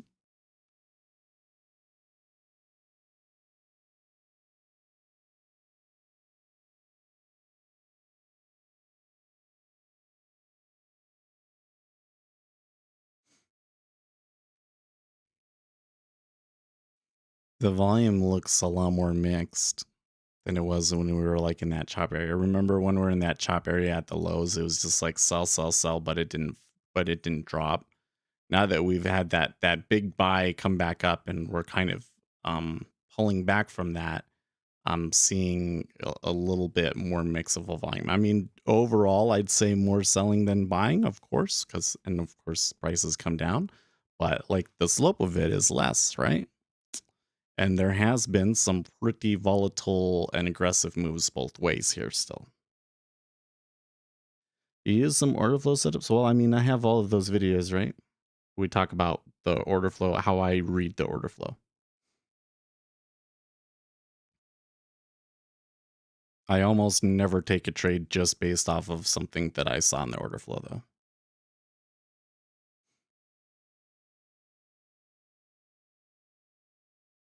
I'm looking at reactions to specific prices that I know are going to matter because of larger time frame edges and the macro environment and the news and everything else like that. So today I'm still looking for the S&P 500 to make somewhat of a recovery today.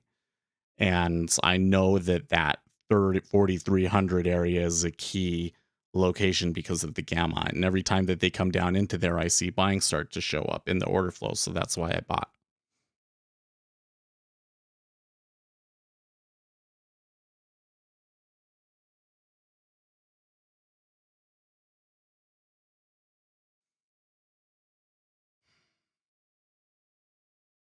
I give up.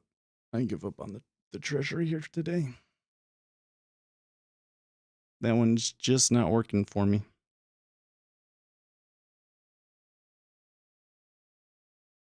Seems like they can't get below 1.8.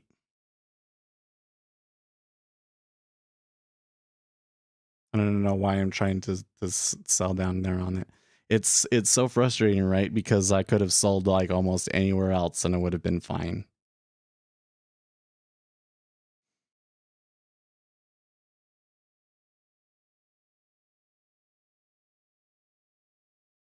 Another thing was that in that case with those two orders that I put there in the MES, it was kind of more that I could see that they were developing a range and going back and forth, and so I thought that if I was lucky, I would be able to build up some more profit to give myself some more room. That way, if it does fall apart, I can just say, "Oh yeah, but I still broke even, so it's fine." Right? But now I can let it run, right? This could end up being a really, really amazing trade in DES. I need to let them run. Or I shouldn't say that. In order to really make money, I think that we need to catch big runners. What the best way to do that is, I'm unsure. But this one could be one that could run, so.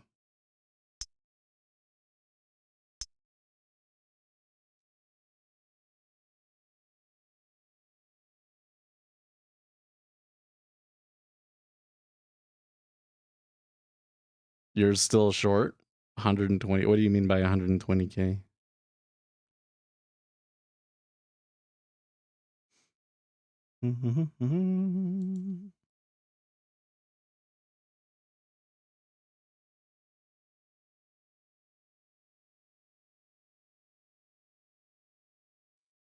They may actually give us another chance here. Oh, look, now they do it. Good grief. So the treasury is now starting to trade in inverse correlation with the S&P 500. Like when the S&P 500 starts to go down, they start to buy the treasury. And I think that's action that I've always been struggled with and been frustrated with in the past. So that might explain why I'm getting.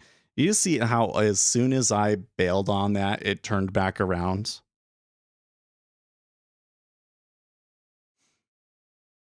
So must just be really off sync with it today. Oh, you put 100 sim contracts in at 42.90. Short? Oh, I can get the best short price then, dude.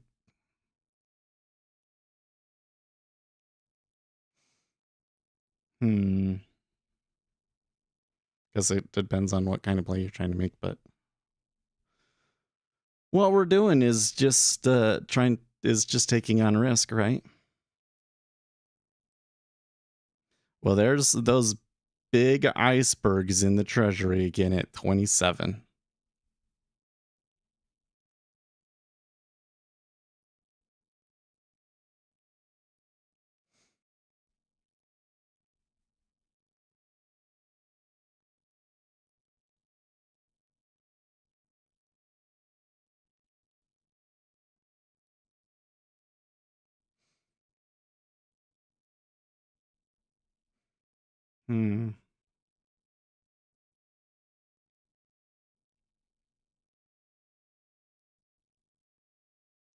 Maybe my problem in the treasury is just I'm not well no because the thing is that it keeps going against me right away.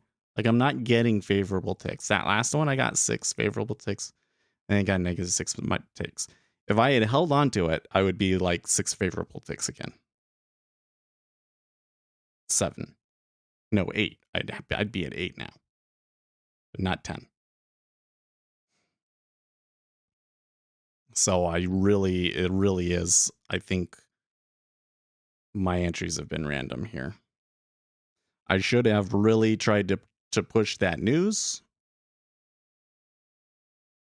Could have tried holding it and then be looking at getting out right now. That's probably based on the way that my strategy works, what I should have done. And I just wasn't very aggressive.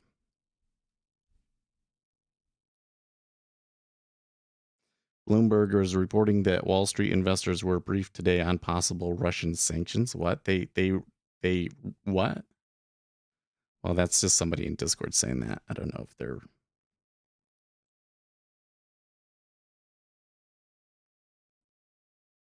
Let's go to Bloomberg. Okay, here it is. Wall Street briefed by Biden team on possible Russian sanctions. Biden administration held discussions with the country's largest banks on possible sanctions. Oh, I see. Because the sanctions have to be.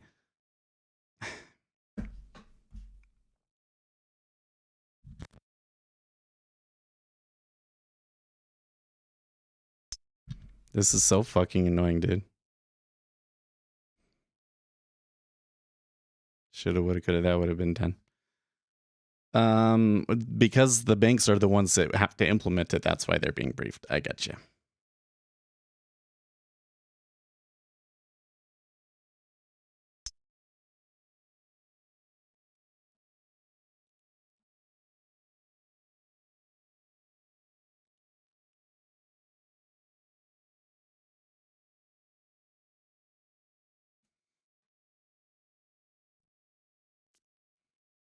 Well, if I had held on to that trade, I'd be getting out right now. So I'm definitely not going to take anything now.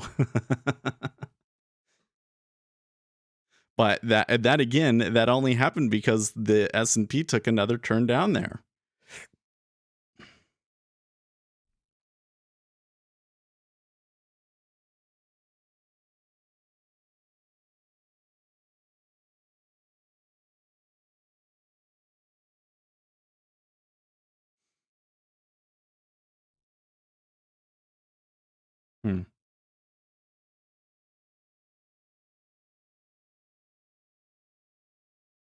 Volume is negative though.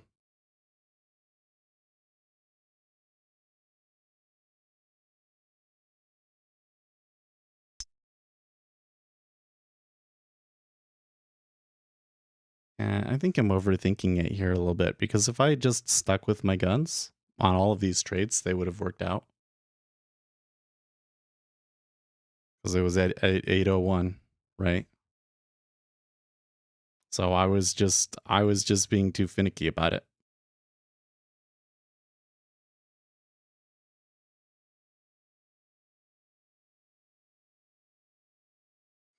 What does my family and friends think about your trading? Nothing. They don't watch it. They don't care.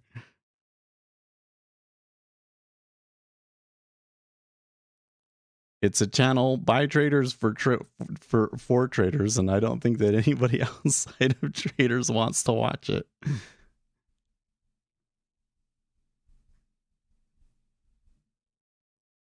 I almost got filled there on that one. They didn't quite give it to me.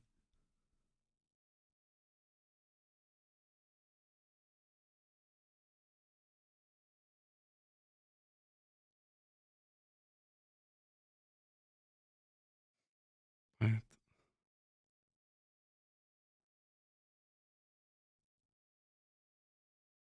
Come on, come on. Thank you, sir.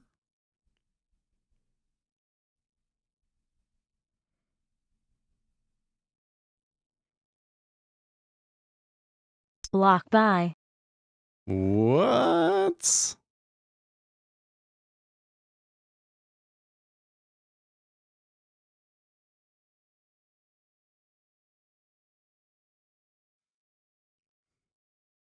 Okay, so that's interesting. So there was just like a really aggressive buy there in the treasury.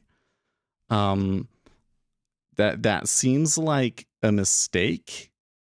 Might have been somebody stopping out, but it's happening at the exact moment that the S&P 500 is recovering. There are not many trading streamers. I only see I don't know. From my perspective, there's tons of them though. Like there's well, a couple of them kind of give up. One of the things that I've noticed is that Matt, he's done really, really well. And I think that he's dominating the keywords so much that all of the other channels have kind of suffered. And some of the other guys have kind of given up because they weren't getting much traffic anymore.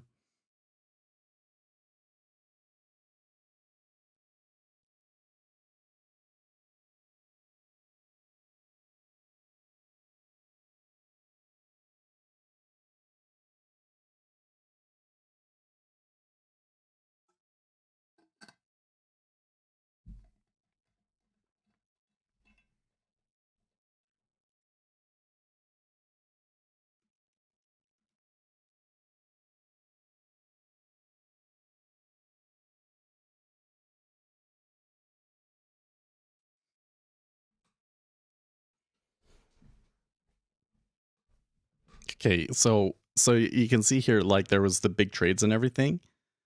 The market makers are still trading it around, but I'm not seeing a lot of volume now. Isn't this guy? Matt, I wouldn't call him a guru. He's just a guy that trades. I don't even think he sells courses or anything.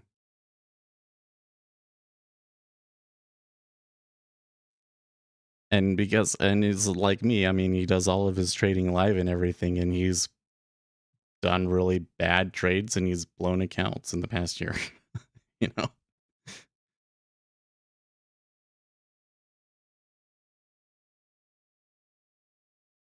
I think the difference is I'm always sitting here telling you, well, basically all we're doing is taking risk, and a lot of it is just random. And I don't ever hear that from him. I hear like, you just got to do price action. It totally works.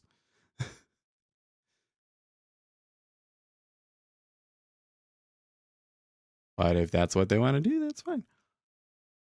Okay, that's a little bit more volume at 30.5, but the S&P 500 continues to push up, and it looks like they are headed for that last pivot high, and it looks like they have formed a higher low. So from a price action perspective, at least, or a chart perspective, they're all going to like that.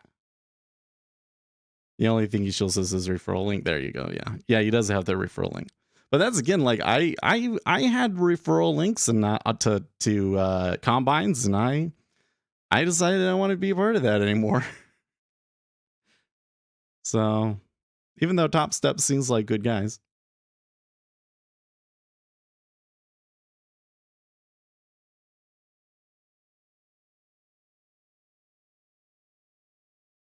Bitfinex says Tether may be trying to raise money. I wonder why. Where are you getting that? This guy always just says so many vague things.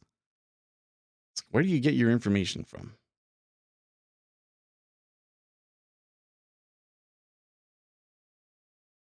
Oh yeah, look at them go. Look at them go. They haven't broken the pivot yet, but they're getting awfully close. It just needs to go just a teeny little bit more. Let's clear that up there so we can see. So 43.28.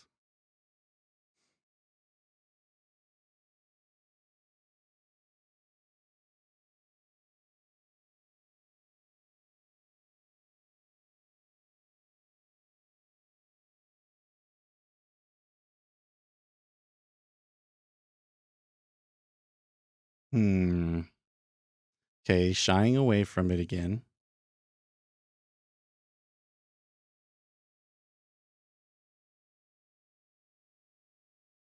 So I'm not going to panic about that, but it's not optimal.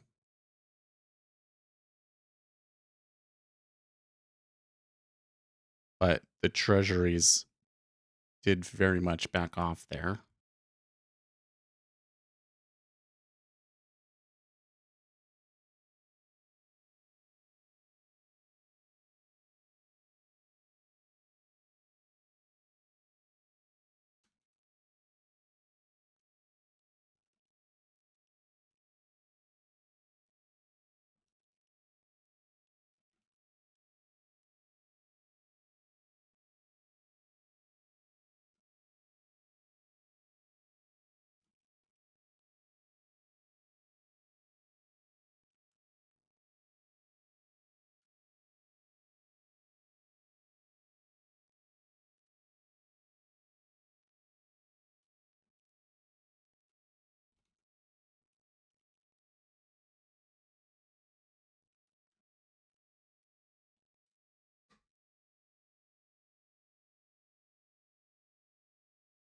You can see distance from view I was speaking. Well, are they like at a third deviation from it yet? Looks like they're probably kind of on that kind of level.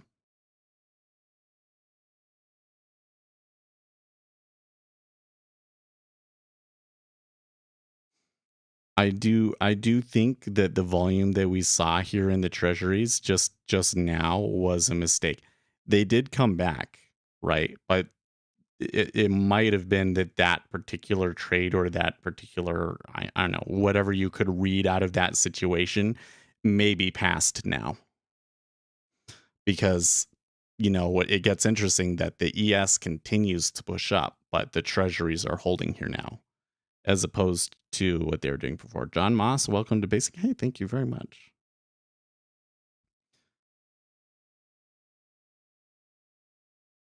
I tell you what, YouTube,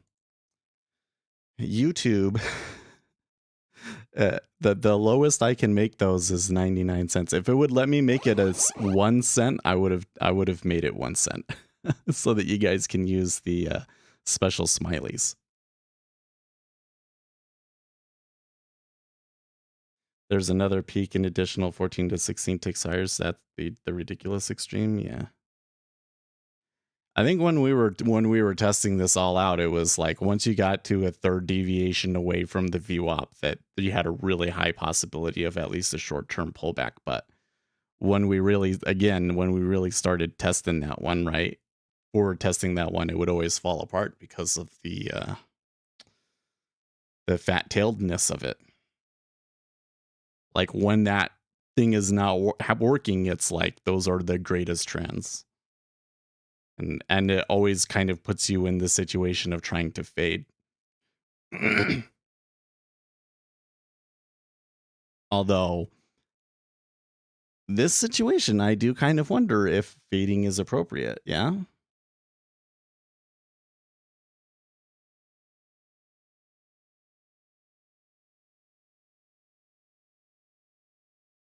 At least I got in a trade that I didn't expect to be in. That kind of suggests that I thought there was a good reason for a reversal. To mitigate that, all you have to do is be more precise and picky. Maybe. I mean, I was doing back testing of it too and stuff, right? That don't mean the end of anything, only if you no. Yeah, I think the thing we got to remember about fat tails is that what fat tails means primarily for a retail trader is that a strategy can trick you into thinking it works, right? Like the frequency with which that thing happens is so rare that it's incredibly difficult for us to really know based on past data how it actually behaves there, and if it's really is a real behavior, or if it's just random that we're picking that up, right? Or like let me put it this way. A liquidity hole is something that we can express mathematically and we know how it behaves and why it behaves that way.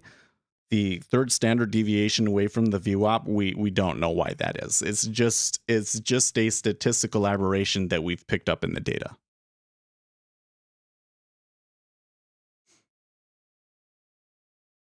Overfitting for the win. Yeah, exactly. So as retail traders, what's most likely to happen is we're going to start seeing something, we're going to start trading it, and it's in the end, it's going to turn out to be random, or that it won't work once fat tails are accounted for and so forth. I mean, that's just like the most, because number one, almost everything in markets follows power law distributions anyways, or rather has big fat tails for starters. And number two, like the market tends to be random. So the most likely scenario is, in fact, that you're just picking up on something random.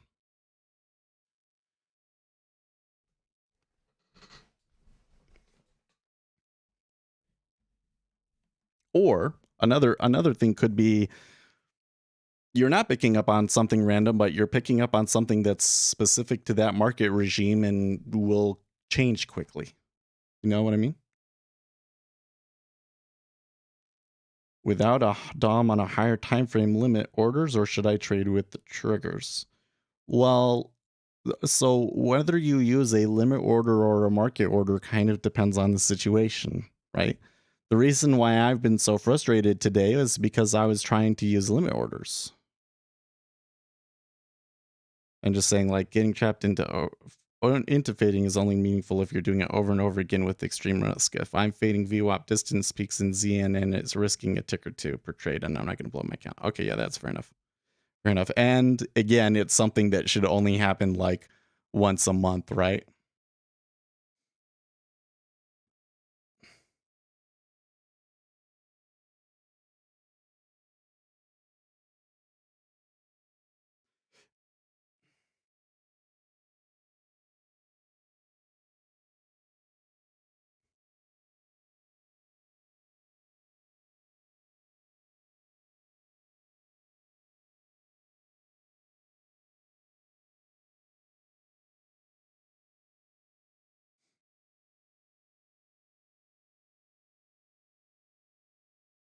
Try to trade with limits, but sometimes I'm just feeling, another thing that happens to me in those kinds of situations though is like it'll get there and it'll be like, okay, we're gonna fade this, and then it busts higher or something happens that discourages me and I get out, and then it's back up there and I'm like, oh, I was just too early, I'm gonna do it again. And right, this is like the bubble, this is like when they turn into bubble up moves, right? And you keep trying to fade it and it just creams you over and over and again. And then as soon as you're out, it comes back and it's like, oh no, we're just kidding, we are going to reverse now, right? And so one of the problems I have when I do those sorts of things is that I try too many times. Hey, I gotta get going. It is time for us to stop. So what should we call today's stream?